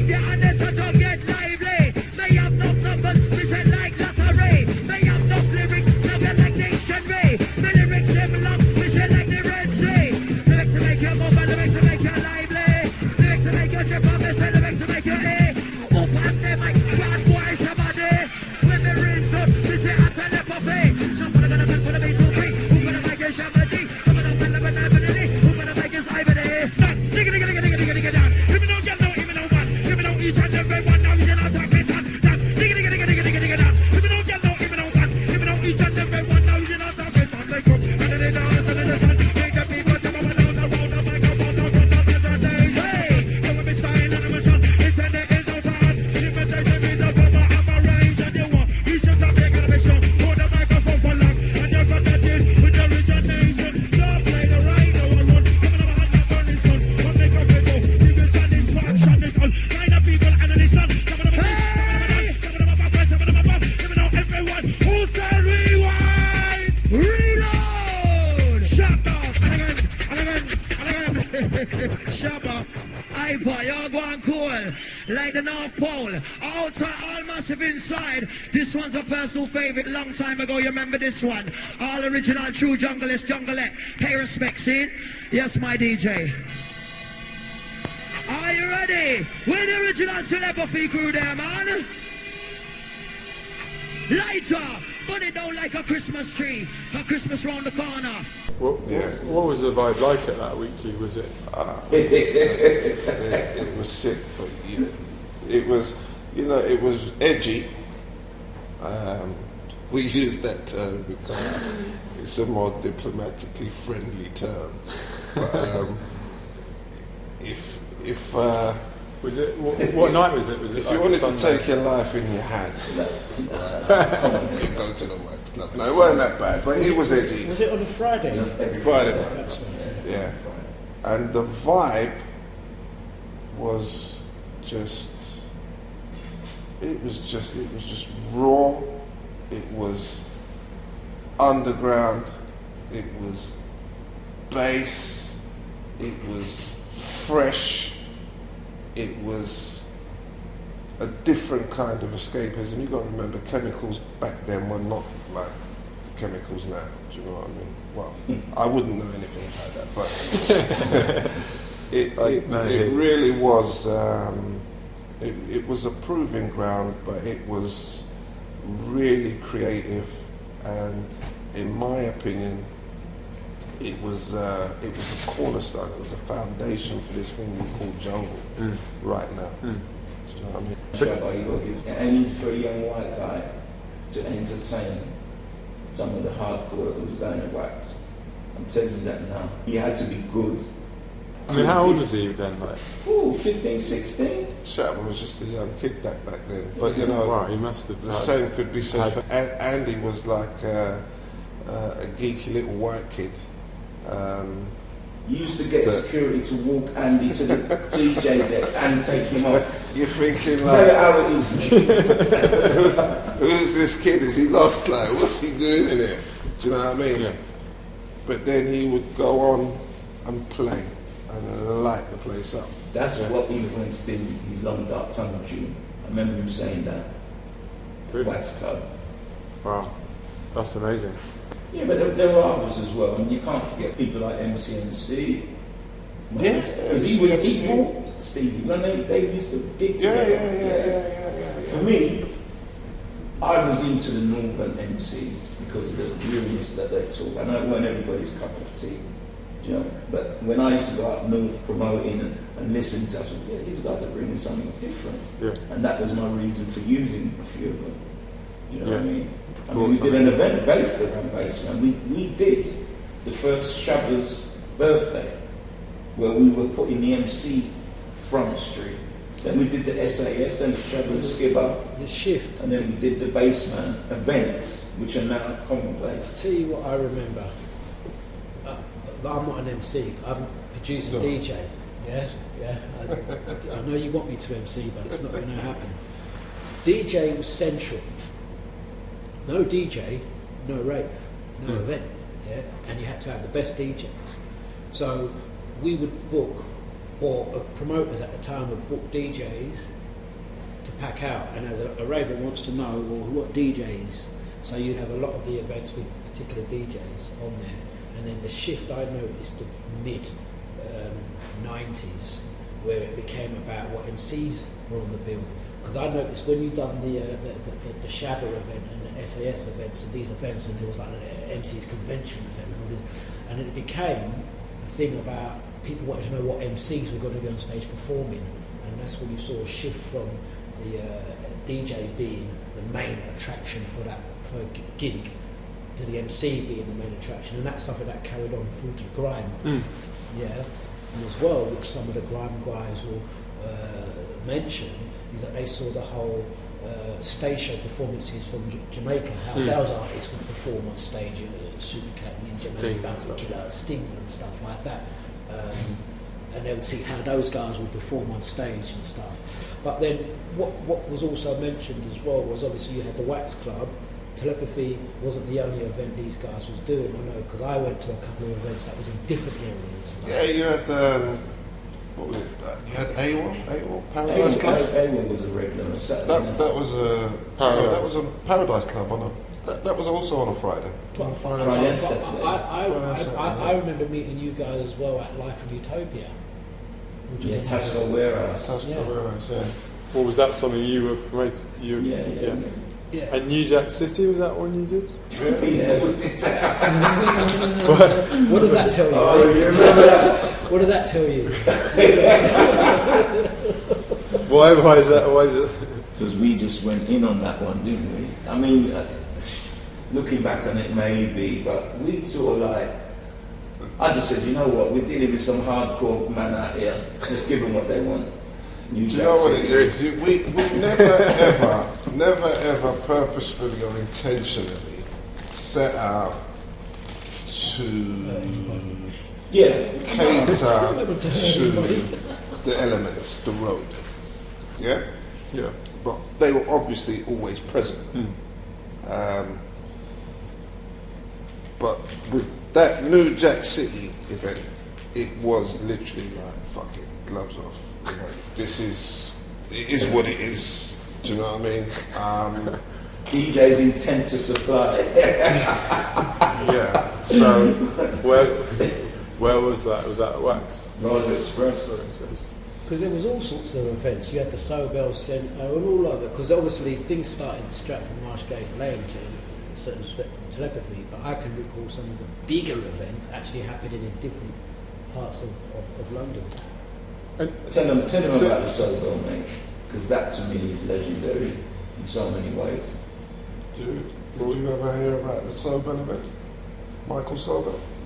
So basically, when Marshgate Lane closed down, we had nowhere to go. I was looking at that last night. Yeah, so good. Man with a hand. But we had a captive audience because obviously we were catered to 2,500, 3,000 people a week, and suddenly there's nowhere to go. So I decided I was going to do an event at Michael Sobel Sports Centre, a big event. But go back to what I think is a real eye-opener. How we acquired the license. You'll have to elaborate on that one, man. Okay, Ken's got this venue, or we've got venue in mind. It's in the borough of Islington, and we needed to apply for a 6 o'clock. on a Tuesday evening, me and him rock up to Islington Town to apply for our license, to be heard by the chamber of these people. You know, your Tony Blairs of this world or whatnot. We sat down and we sold it to him. We sold it. And they agreed. And I remember walking out of the town and looking at him. He's looking at me. Saying, "Bro, we just done it. We cracked the code." I couldn't believe it. Yeah, because I don't think we actually thought we was going to get that We license. didn't. But we did get it, and literally, like when we left, we just knew this is going to be a sick fucking event. Yeah. Yeah. And you know, for the numbers of people that we were catering to at the time, it was just promotion 101. and the event sold out in literally like Listen no to time. this. Listen to this. You was with me. We went to a record shop in Ealing, vinyl something. Vinyl Mania. They wanted more tickets. We've gone up there together, laid them off. I think it was 50, 100 tickets. By the time we got back to East London, they sold out. They said, come back again. Sobel, I think, was licensed for, it was about 3,500 people. I can't remember the actual numbers that it was licensed for, but it was around that sort of number. And on the night, I think we had in excess of 10,000. 13,000 to be exact. Was it 13,000? 13,000. Yeah. We were meant to use the hall in Sobel, and they ended up having to open the whole venue, the ice skating ring, the bar, the restaurant, the whole place. You need to tell a bit about the geezer that we rented it from, what an idiot he was. Oh, I remember his name up to I think it was Ivan Loftman. Yeah. Was it Ivan Loftman? Yeah, Ken told the guy, he said, listen mate, we're going to do numbers here, you know. You need to have it set up a certain way. We don't want the cloakroom at the front of the entrance because that causes a lot of problems. Yeah. We told the guy everything he needed to do, but because he was a guy that was used to ripping people off, i.e. the promoters come in, the rave crashes, but he gets his done. He thought this was going to happen to us. And he told him, he said, listen mate, you need to do these things because we're going to be jammed. The reason we really refer to that night was because for me, that night was the beginning of all these other events that we did under the brand Telepathy at Temple, Roller Express, Tasco Warehouse, Hippodrome. You know, that was the first sort of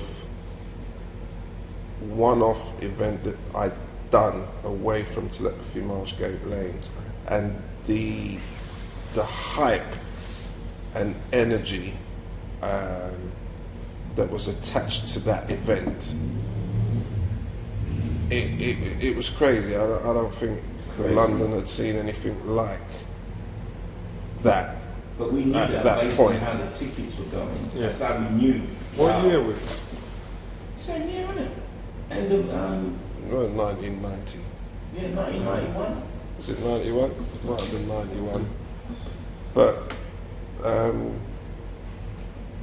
for me, that event set the standard. It set the bar for every other event that we've ever done afterwards, if you understand what I'm saying, because it was an absolutely sick night. If you was at Sobel, you remember that. One of those legendary ones. Did anything ever come close to that again for you? I've done events very similar over the years. You know, we did Adrenaline Village. Oh yeah. United Minds. Yeah. I've got the tapes of that. Yeah, that's killer. That was another one. See, the thing is, right? People will say, "Well, why did you oversell the event?" It wasn't the fact that the events were oversold. It was the fact that the people that owned the venue were not prepared in the right way to accommodate those numbers of people. Yeah. Mm-hmm. Their expectations were not the numbers that we got to these places. Yeah. You understand? Adrenaline Village specifically, I mean, I can remember that night. It was crazy. It was another sober. Mad night. Hippodrome. I can remember doing a Christmas event at the Hippodrome. The queue went round the Hippodrome. Went round the Hippodrome twice. Right, let the flows, I let the rappers represent stars and stripes. I keep it in roof in the UK. Rapper when skies are blue, when the skies are grey, I don't feel no. You never know, I get my sense, I got the gone, but the jungle come and see the hyper. If not miss, then I go. I got summer styles, they come like a miracle. I think I take the best of physical. Check my introduction with no interruption. I got the right potion to make you pay attention. Round the microphone, I'm on a mission to destroy. In the eye to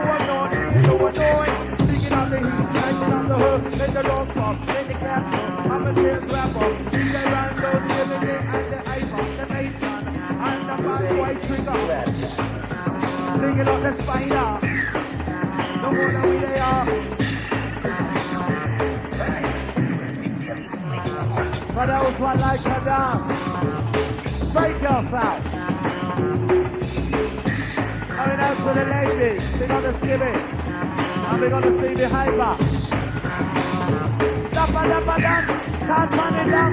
Outside Tasha, in a corner. Outside Dana, in a corner. Outside Manda, in a corner. Outside Shotgun, you are winner. Kakalam Jan, no you dappa. Dappa dappa dan, start running down.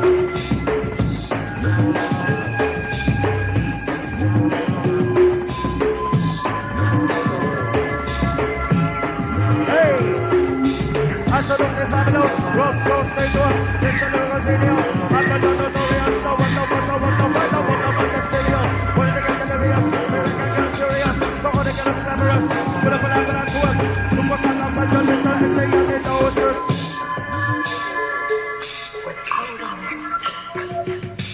Deal with the master, deal with it proper. Put them kind of sun up on a silver platter. Deal with the master, deal with it proper. Whenever the mic selector, hyping up for the temperature. Deal with the matter, deal with it proper. Put them kind of sun up on a silver platter. Deal with the matter, deal with it proper. Whenever the mic selector, you're hyping up for the temperature. Whenever the main, media. With the arms for some, they got and the eraser. With them sound, pound, rookie. Now, but what I saw, we set the sun up on fire. When the mic ain't, I'm no liar. Whenever the main, media. With the arms for some, they got and the eraser. With them sound, pound, rookie. Now, but what I saw, we do with the matter. Step up, Mr. Hyper. The mic control on the bass, like a iPhone. No son, I don't want to link up, but DJ Rinse up, Papa. I think I know some guns, don't let the white go. We are song, and the matter, and the blend, that's fine. We'll combine it with the bass line. Let me go, you know, I don't block when I do with myself. Come on, bass, in the face, coming down like a 10-ton away. Don't hesitate to turn the straight when it creates, I never stay, terminate, give it up, play. I'm no fake, wide awake in the place. Don't give it day whenever you're on tape. The original for the second up. I see the Ava, a nice song that plays, right along the case.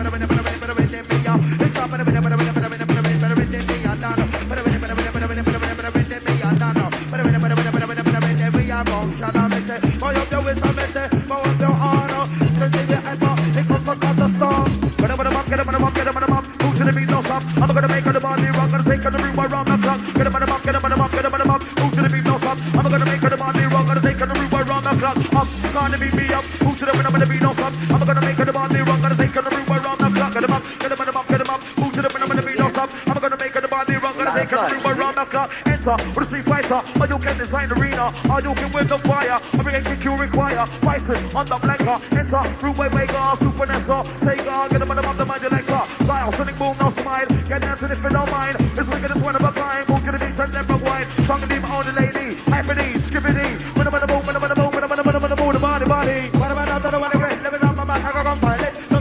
Something said. Independent, I take a leg, and I know that's a sitting a bit. Move your body and nod your head. Lose one of them, lose to the leg. What about now? Anything said, man, I gotta get a lot out of my friend. He's a love, make up his spread. One of the witches I could dread. Sends a minute, I love bread. One of them, for the Rex. When I like, no, I when I like, no, then they get up in the edge around. I like 100%. Motivate, represent. What's the lyrical sound the base? Not the one the really intense. I go to let it, boys, and just a jump with the witness. What the people, the way said. You know when I just don't think they can take to go with the same thing. It's a real experience. Run to the millennium. Yes, I never go serious. I just to the year 2000. I guess the one in a million. Sounds the one giving up. The formula is serious. Time to run it red. All over your body. Time to run it red.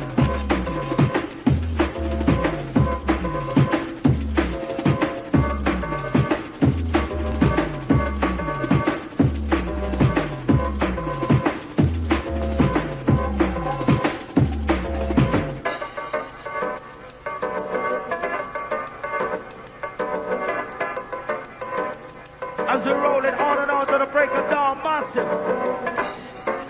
The sounds of the random, taking it right through to the morning. Say all over your body, whose body?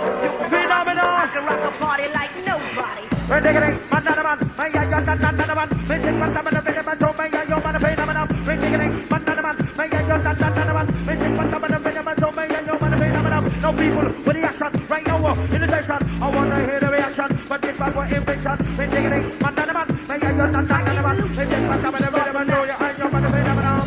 Anytime we come, we in a center. Sepi Randall from London corner. Where MC Spider, Black Tarantula, Shadow Demon business, we in our area. Yes, Manchester, waterfront crew. Say anytime we come, oh. Say go on up the trigger, I respect you. See the hyper, and this give me R-A-V-E-R, get up the number sign arena. 2 minute man one like gazer, this one sharp like a razor. R-A-V-E-R, get up the number sign arena. And do with the matter, do with it proper. Rock for the raver, not for the gazer. And the dust song in the whole day, I set back, say your prayer. Hyping up for that adventure. R-A-V-E-R, get up the number sign arena. Do with the matter. Right on the rhythm, I'm right it proper. Listen to your hyper. Listen, full up on the lingua. The one line is giving you the basement and the spider. Watch it now. Hey.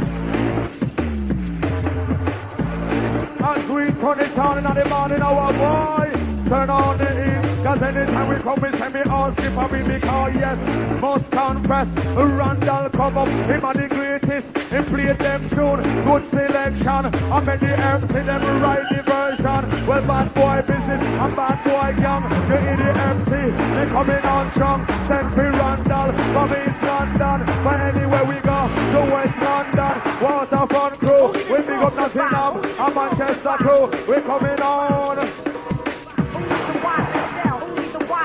As we mix up with the Randall. As we big up each and every person every time. Whose body, your body, I can rock a party like nobody. Hold up the one that the one that balance them no. Hold up the one that the one that make no. Hold up the one that the one that balance them no. Hold up the one that the one that make no.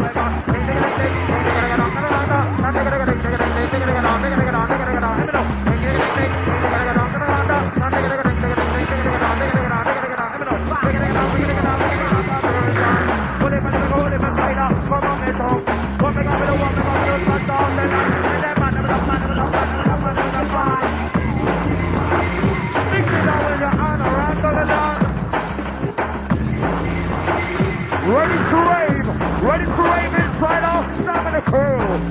Time to get live inside the concert venue. All massive. Rinsing out some original group web business inside. What's the ride? Ready for the dark side pressure. Yes, through my round the let off inside the arena. Why do we to rave massive? Where's the noisy crew inside? We got the legend for Sosa, anybody that will take us the border, enter, order, we get whatever to take over, we love the best to meet the crossover, riding, with the up them over, this one, and the body blower, it's an article, don't sit over, we got the legend for Sosa, anybody that will take us the border, enter, order, we get whatever to take over, we love the best to meet the crossover, riding, with the up them over, doing the matter, doing it proper, January, February, gonna call about everything, every March, April, then May, all about the girls springing my day, June and July, it's summertime and I'll tell no lie, when August will come, and you know when that's not done this way, just September, October, remember, November, December, yeah, done again, with the keep down, with the cool FM, it's like your September, October, remember, November, December, yeah, done again, we're absolutely rolling down, on the one level top, play the level, I DJ when I'm in the mental, move to the beat, just sing like that, so down, on the one level top, play the level, I DJ when I'm in the mental, move to the beat, just sing like that, so, then I'm in the beat, no circle, coming out like I did, circle, cool like that, I like that, so, I DJ don't play mental, then I'm in the beat, no circle, coming out like I did, circle, inside the circle, spider. They don't know the sounds of the rundle. Out beyond them every time. Now skipping DC live for the bass man, chill a bit of himself large. As we mix, as we blend.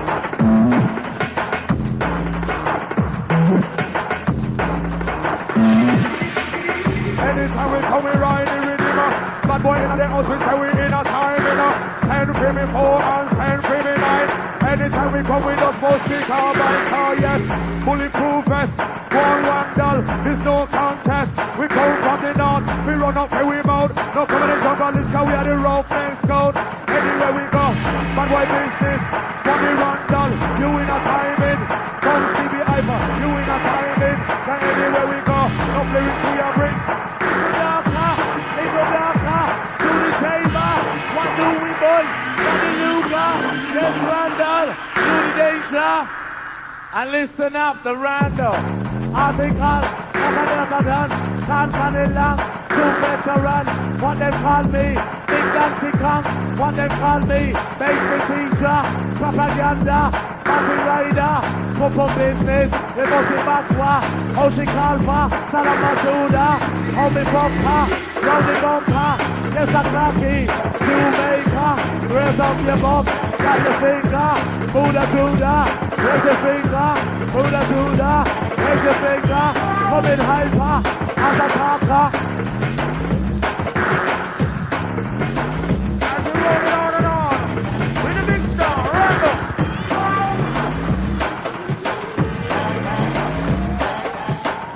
Now Stevie, you don't know, we are right. Move your body right away, have a good time, have a nice day. Hands up on the show, never break away, come on, I wanna go down and take away, eat them up, put rest on play, put a bit of a have to say, make the baby that drink and stay, living on the way without delay. Something they think I'll tell them all the way, go, la, la, hey, they will play, hey, my boys, they take us up to them, I'm on the way. Randall! Now Randall been friendship, boy! Now Bill say big up myself right off of my chest right up to shoes some. All these screw inside the house. Did you have relationships with the Pirates for promotion wise? Yeah, we had a very good, I personally had a very close relationship with, I think Cool would have been around then, although Cool came a bit later. Cool. Rush FM. Weekend Rush. Was it Defection? Yeah. Was Miley and them boys. Yeah. I had a very good relationship with them as well. Who else was out there back then? I mean, I can remember, it's weird because I remember, you know, referring back to that first Marshgate Lane. Obviously, we did our legwork, we did our groundwork. Brett obviously had been doing Freedom prior to that, but one of the real sort of driving forces behind that event that gave us the credibility that we needed within the underground scene, bearing in mind Telepathy is a new brand, no one's heard of it, was Fantasy FM. Fantasy FM back then was run by a guy named Foxy. Fantasy FM actually was the original dial that Weekend Rush is on now. Weekend Rush took that dial. Yes. Yeah. And then Deja took the dial afterwards. Okay. So there's when we discuss more radio, you'll see the link between all of the radio and things. Yeah. Well, this is what I was going to talk. That's why we say when we start talking about Deja, before you can even mention Deja, you got to go way back, and see how the team comes across. Because I know this because we spoke of this one before. You had your centre forces, your fantasies, and your cool and your weekend, your Russian pressure, and all these different stations. And I remember at the time, whilst all of this was happening from the Marshgate Lane and all of these Michael Solvers and stuff, you had something else happening in terms of pirate radio and the shift within different pirate radio stations coming and going. I mean, you've got to look at the average lifespan of the time. You would have stations like Centreforce, which done its thing, but Centreforce popped up for a year. It blew up, the original Centreforce radio, when people talk about, it was a year, it got locked off after a year of broadcast because it grew really big. Yeah. There were other stations, Now the interesting thing is that the people, or some of the people that were involved with the original Centreforce was also the same management of the original Deja too, So some of the people were similar, like Roger was involved with the original Deja lineup. Mm-hmm. He was also the original Centreforce, part of the Centreforce management. Yeah. Now, as a promoter, you want to affiliate yourself with stations that are going to help sell you tickets and promote, because if you ain't getting out there flyering and going up and down the country, giving out flyers and posters and tape packs. So I forgot to mention something as well. The record shop was a thing. So in the mid-90s, I had a record shop, Togetherness Record Shop on Leytonstone Highway, and I had that in 1994, 1995.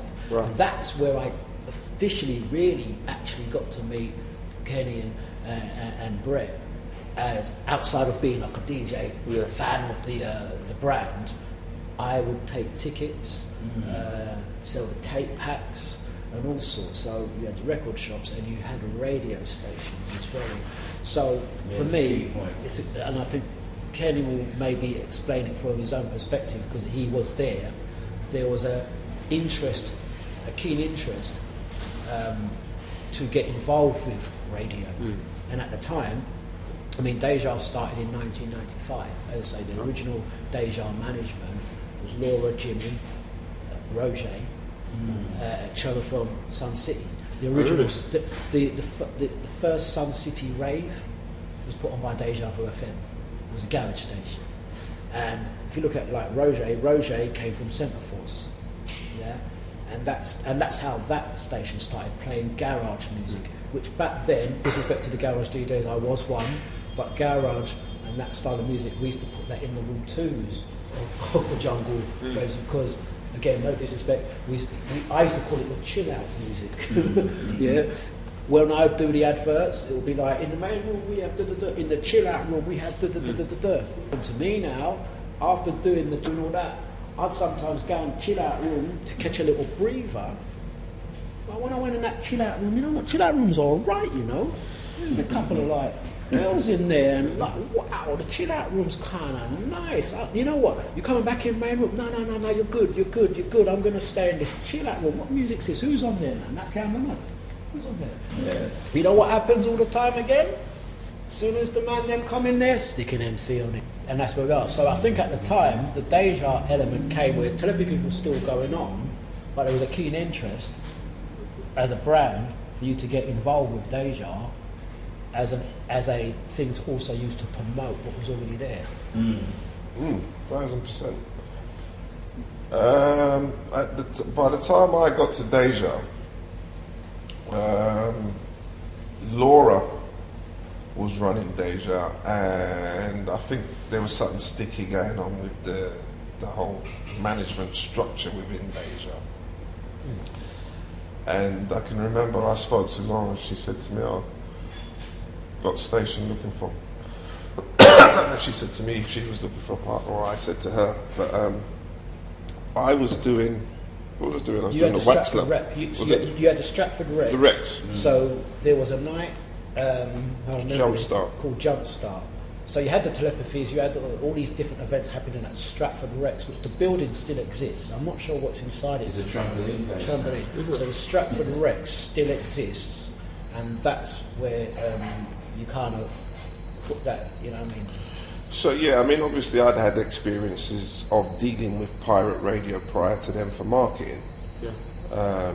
You know, I was in the process of spending shed loads of money on the Stratford Rex, on the refurb of the Rex. We eventually spent about 1.2 on the Rex.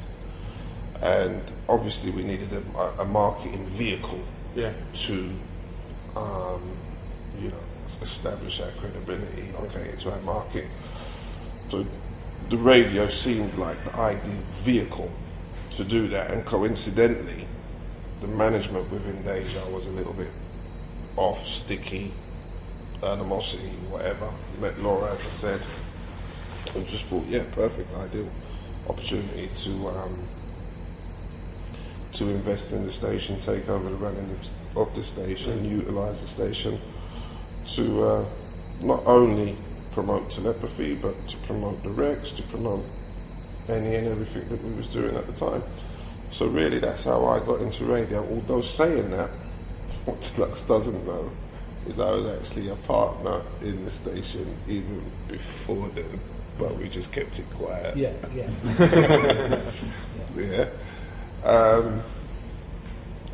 But the radio was it was a vehicle for me for the Rex. And what various years things were the that Rex? we were doing. 97, 96, 97. And was that both of you? Was that all of you? Involved in it? You know, it was an institution in terms of just being somewhere that all these drum and bass and garage and I mean, you had DMX and Prodigy and amazing. Dizzy Rascal phoning me, asking if he could play at Telepathy. That was 97. But what also took place at the Rex was the Young Man Standing. Young Man Standing. Yeah, because that spun out of Deja. Remember, there was EQ nightclub, which was Powerhouse, Bel Air, Waterden Road, whatever you want to call it. But before that, there was the Stratford Rex, and there were years after events like the Young Man Standing event, which was the under 18s equivalent to the Last Man Standing event that Deja was doing.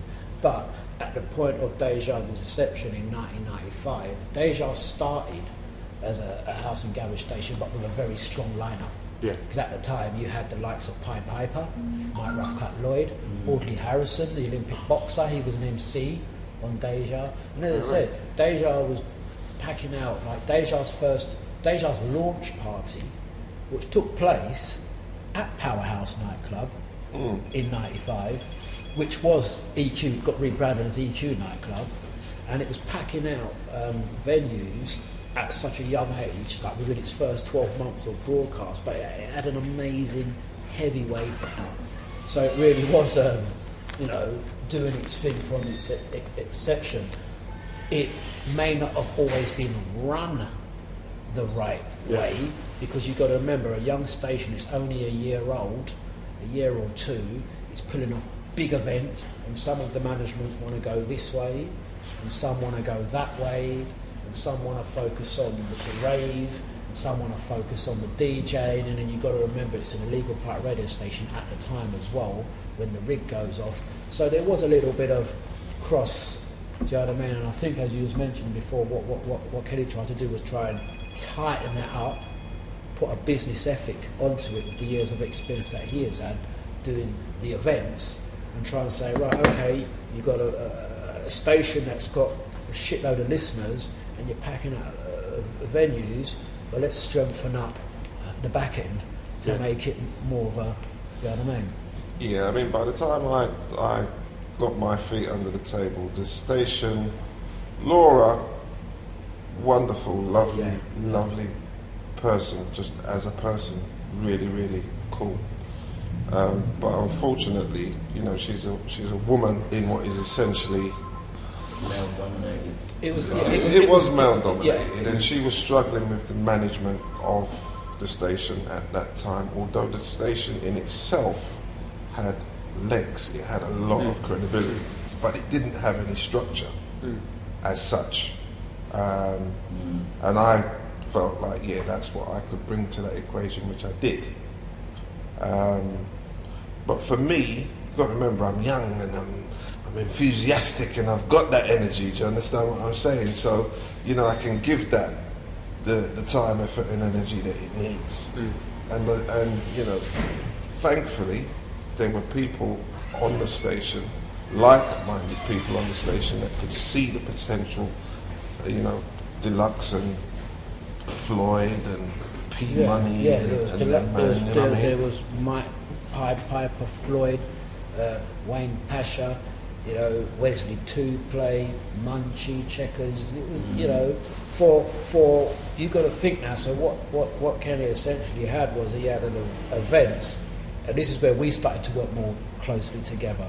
We had events where you had Telepathy in one room, Deja in the other room, and you're having the best of both. Yeah. Do you know what I mean? You got, and then, it was a winning formula. It's had to reinvent himself to do with technology, but the thing is, I think it's very important to kind of, when people speak to me today about Deja, they tend to just focus on the grime years, and they forget the fact that before the grime years, like we was doing head-to-head, we was clashing radio stations. Talk about we want tell me we weren't the number one radio station in the mid to late 90s for that style of music. If you challenged us, we was actually doing sound clashes. Again, reverting back to sound system culture. So we were clashing. Freak, Ice. We clashed Freak, Magic FM, at the Temple. So this is all history. The first garage clashing was made by us, and we was DJs versus MCs, and we reverted back to sound system mode because that's where we come from.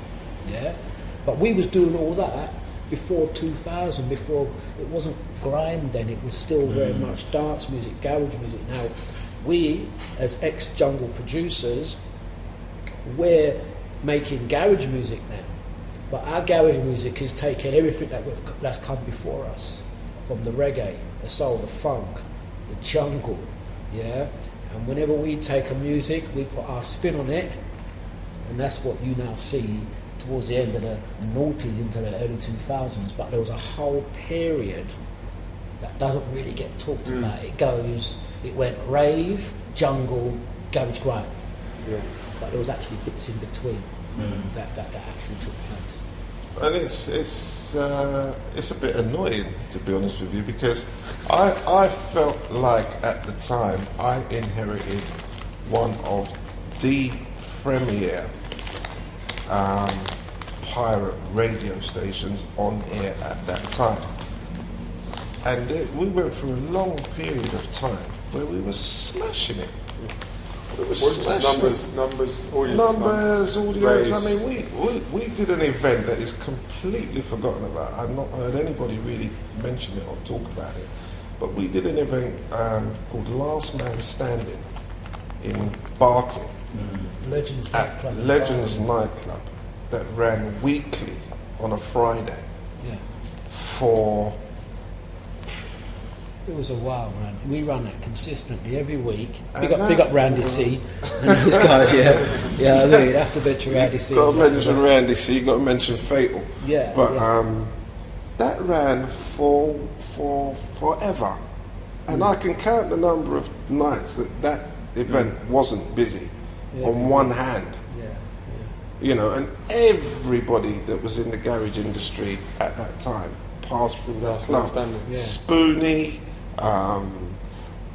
Top Buzz, any and everyone that was into garage at that time. I could even tell you an interesting time how I actually, when I first got to meet Pepsi at the time, his name was, which is later on turned to be God's Gift MC, where he was one of the resident MCs at the Last Man Standing event, and playing alongside Daniel Ward. Daniel Ward was popping on Deja as well. They had the record shop room division in Bow, and then he done the Mike tribute track. Yeah, in the venue, we send you, and he went through from PRE, Creed and everything, and that was the testing ground for those type of tracks. You know, he'd do a set, he'd go back. I think he performed some lyrics on top of Daniel Ward's set. Daniel Ward heard that, said, "You're coming studio tomorrow," and they recorded that track. Which very neatly formed the basis and the development of this thing that we call grime. Yeah. Grime was a series of MCs that were MCing over garage.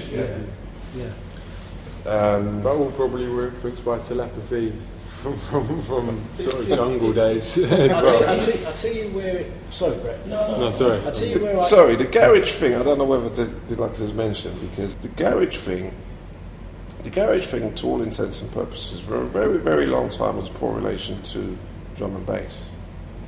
Yeah, what you had was a lot of DJs jump onto garage because they couldn't get on the drum and bass scene. Do you understand what I'm saying? But as it turned out, it was actually a really nice genre and format of music. Do you know what I mean? So it just naturally progressed and developed into this thing that we call garage. But it initially, fundamentally, it was a lot of DJs that wanted to play drum and bass jungle that couldn't get on lineups. I will testify to that because I'm banging out my hardcore jungle drum and bass, doing my thing, but the jungle scene there was a hierarchy. And it was a little bit like closed. It's closed.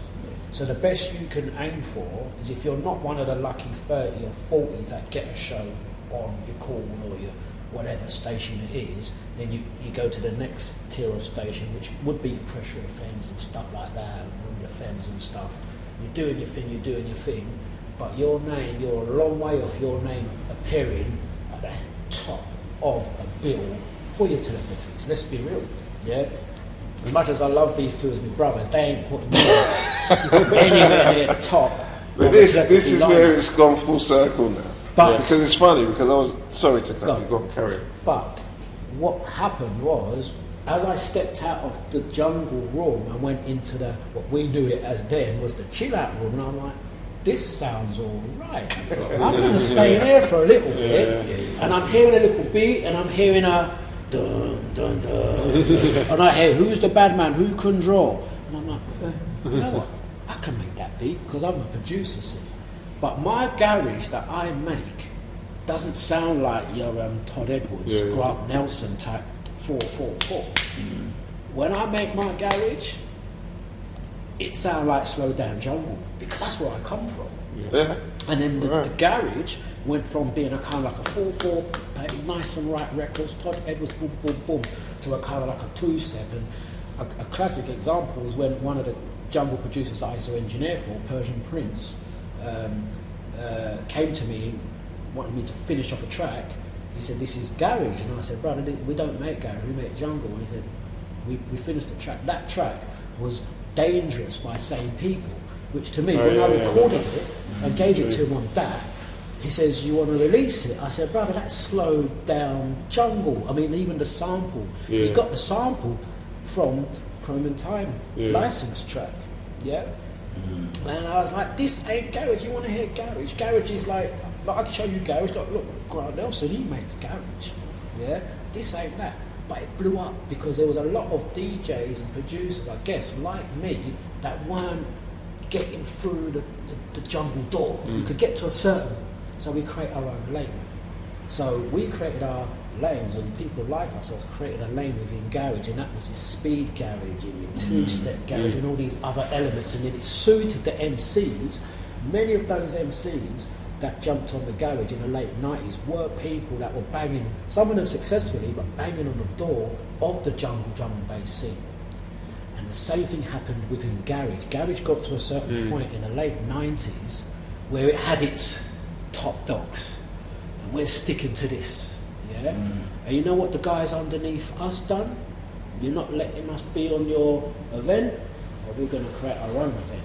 and we're going to create our own thing, and we're going to create our own rampage. Like Diesel, like bless him, yeah, couldn't get all of his DJs on Last Man Standing. That was the big boys event. So he said, Sting, I want to do one, I want to call it Young Man Standing. Sting said, oh, do your thing. Do your thing, because we got our big boy rave, we're going to do your young boy. So they created their own. And then they have their Young Man Standing. And Young that's Man where Standing. But so, before you jump onto the grime, there's two things that annoy me. Right? Two things that annoy me. We had this conversation the other day, myself and Brett. Back then, I mean, things change, obviously, but back then, the platform, because it really was a closed shop.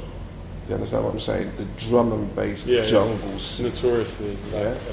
And, you know, back then,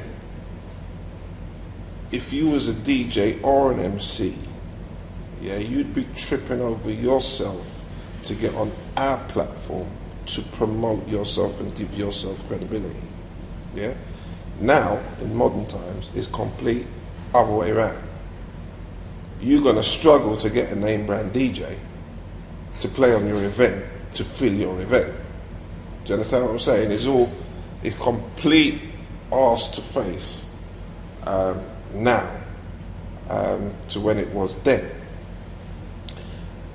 So that annoys me, because now that means you're dealing with some third party agent that don't know his arse from his elbow, probably never been to a rave in his life, right?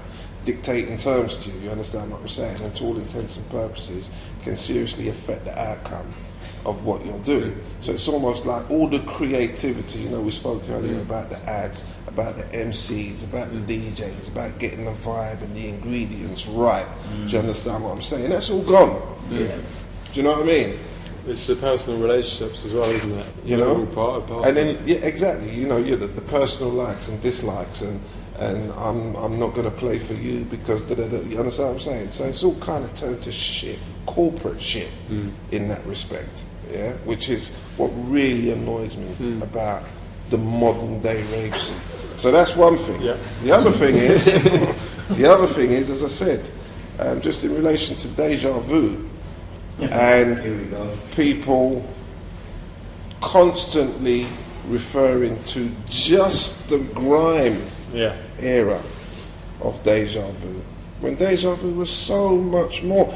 In fact, the grime era on Deja-Vu probably wouldn't have happened and been as successful as it was if it weren't for the foundation. The foundation and that had been laid. No, absolutely. I think we need to remember as well, the grime, it was like, really, it was one main evening. It was Monday. Yeah. Was it? Yeah, I mean, it was but Monday, I think but it captured people's imagination, and that music has obviously gone on to be commercially successful. So like, and I think also the visual element of having the videos. But there you go. That's what I mean. There was a shift. You've got YouTube videos of American guys watching Dizzy and Crazy T clash and going, what the hell is this? Like, they're just like fascinated by this culture. It gives people a snapshot in a culture that was historically very underground, and obviously if you roll it back to as my brothers were saying, when they were doing their street sound thing, and then there was a shift in technology, the digital production equipment shifted, and then we go on to, you got to remember as well, we're part radio culture. It's illegal. So we don't want to be on no camera. Yeah. We don't want to be on no camera. We didn't have the cameras. Because this is the thing. To be the real honest of you, we're like, you put yourself on that. Because right now, I know, you get caught for part radio, that's you're off road for a little while. Yeah, no one wants that. Me, I'll be honest with you, I was working in local government. Yeah. I don't know what that is, you know, I'm going to get caught. Yeah, you get caught on pirate radio, that's your record's gone. You're done. Yeah? You're done. So, what was the most important thing for many of us in the pirate radio culture was, one, to play our music freely. I have to say, it was always about the music, but you could also make a bit of money as well. Because if you're packing it out, do you want to be on camera talking about what, do you know what I mean? So we totally missed that. We were more in the moment rather than trying to film everything as it happened. because we're It's living. interesting. We're It's a generational thing. Yeah, isn't we're it? living. It's quite now, interesting. Now, what we had was after the noughties, when technology, you could have camera and people could film. The A+s and likes that were doing all that, I would see them, and at the time, whether it's small mining or not, I was like, yeah, you go on there, you be on camera, put in your face that you're involved. Yeah, that's great. Yeah, crack on with. We actually didn't pay much attention to it at the time. We purposefully, or I intentionally, did not want to be on camera, did not want anyone taking any pictures of me, did not want anything to do with anything 100%, other than the end of the night counting a few Yeah. quid. That was me. No one, because you got to remember, we're pirate. History repeating. These guys were doing tape packs. The younger guys looked at that and went, tape packs, DVD packs. So you had your Risky Rose in your Box Bloody Fresh and your Lord of the Mics and that, because it's the tape pack culture. So remember now, we're a pirate radio station in London. You want to listen to us, you got to come to London. Yeah. Or you've got to rely on someone sending a tape up there, or if you get a tape pack. So what happened, you had the guys that were sending DVDs up there, and that would be the first time someone in Newcastle will see what said person looks like. Yeah. I don't know about the guys, but I did not foresee YouTube doing what it done. So we missed that one. We missed that one, and then you had that whole internet, and it was a shift again. Do you know what I mean? The internet, the YouTube culture, and the video culture was a major shift. Yeah. Do you know what I mean? Which I don't know if you want to say that you could see into the future. And none of the guys predicted that. The guys that are pop stars now did not predict in 2000, because they wouldn't have been doing some of the naughty things they were doing. You see what I'm saying? But now, 2010, 2012, 2015 and onwards, people are a bit more polished and refined. Police pressure, the Form 696, was it, that they introduced, and making it difficult for urban events, that they used to call it. And I remember, all that kind of shit, like, that must be so sort of difficult. I went through a phase, or we went through a phase as a radio station, where we couldn't do an event because you had to fill in this risk assessment for one, and then after you'd filled in the risk assessment, you'd ultimately get a knockback. You'd get a no. That event can't happen because this one is involved in this and that one's involved in that. And we went through a long cycle of, especially around the time of Frisky. Yeah, Frisky. I remember once he even got escorted out of a venue. Yeah. But it was like a point scoring. So they want to see your lineup. They want to see who was on your lineup, and it's like they have like a scoreboard. Right, you've got that DJ, cancel. Yeah, and ultimately all they were trying to do was lock it off. Yeah, but what it actually does is drives it back underground. Yeah, with street sounds. Yeah, instead of using a bit of initiative and taxpayers' money and saying, right, let's try and police the event. Let's try to contain the event and allow it to go on. They did the exact opposite, which just drove it all back underground, really. Do you know what I mean? But to answer your question, why, speaking for myself, why do I persevere? Because I honestly and genuinely and wholeheartedly have an absolute love for music. Yeah. Yeah, and that fundamentally is why I'm still here. There are a lot of people in this industry, especially in this corporate industry, that don't have that affiliation with music. It's just about the money. Do you know what I mean? And for us, it's never just been about the money. Do you know what I mean? Been a part. We love what we do, and we want to be not being egocentric, but we always believe we can put on something that people are going to be interested in. Yeah. Creative newness. Yeah. In with the back-to-back DJs. How did that come about? No, again, it was just going back to the old traditional sound culture and clashing, and you know, people find that entertaining. Yeah, but putting two DJs together, remember, back to back, that weren't happening until we come along. That was not happening. To be honest with you, one of the fundamental reasons that we did a lot of back-to-back stuff was because DJ lineup. The DJ lineup. You wanted to have certain people on your lineup, but there just weren't enough hours in a night to get them all on. So back to back. Do you know what I mean? From Punter's point of view, it's great because you're hearing two DJs in the space of the time that you'd hear one. Yeah. Do you know what I mean? And from our perspective and the marketing point of view, it's great because we're now getting a lineup that we want and we want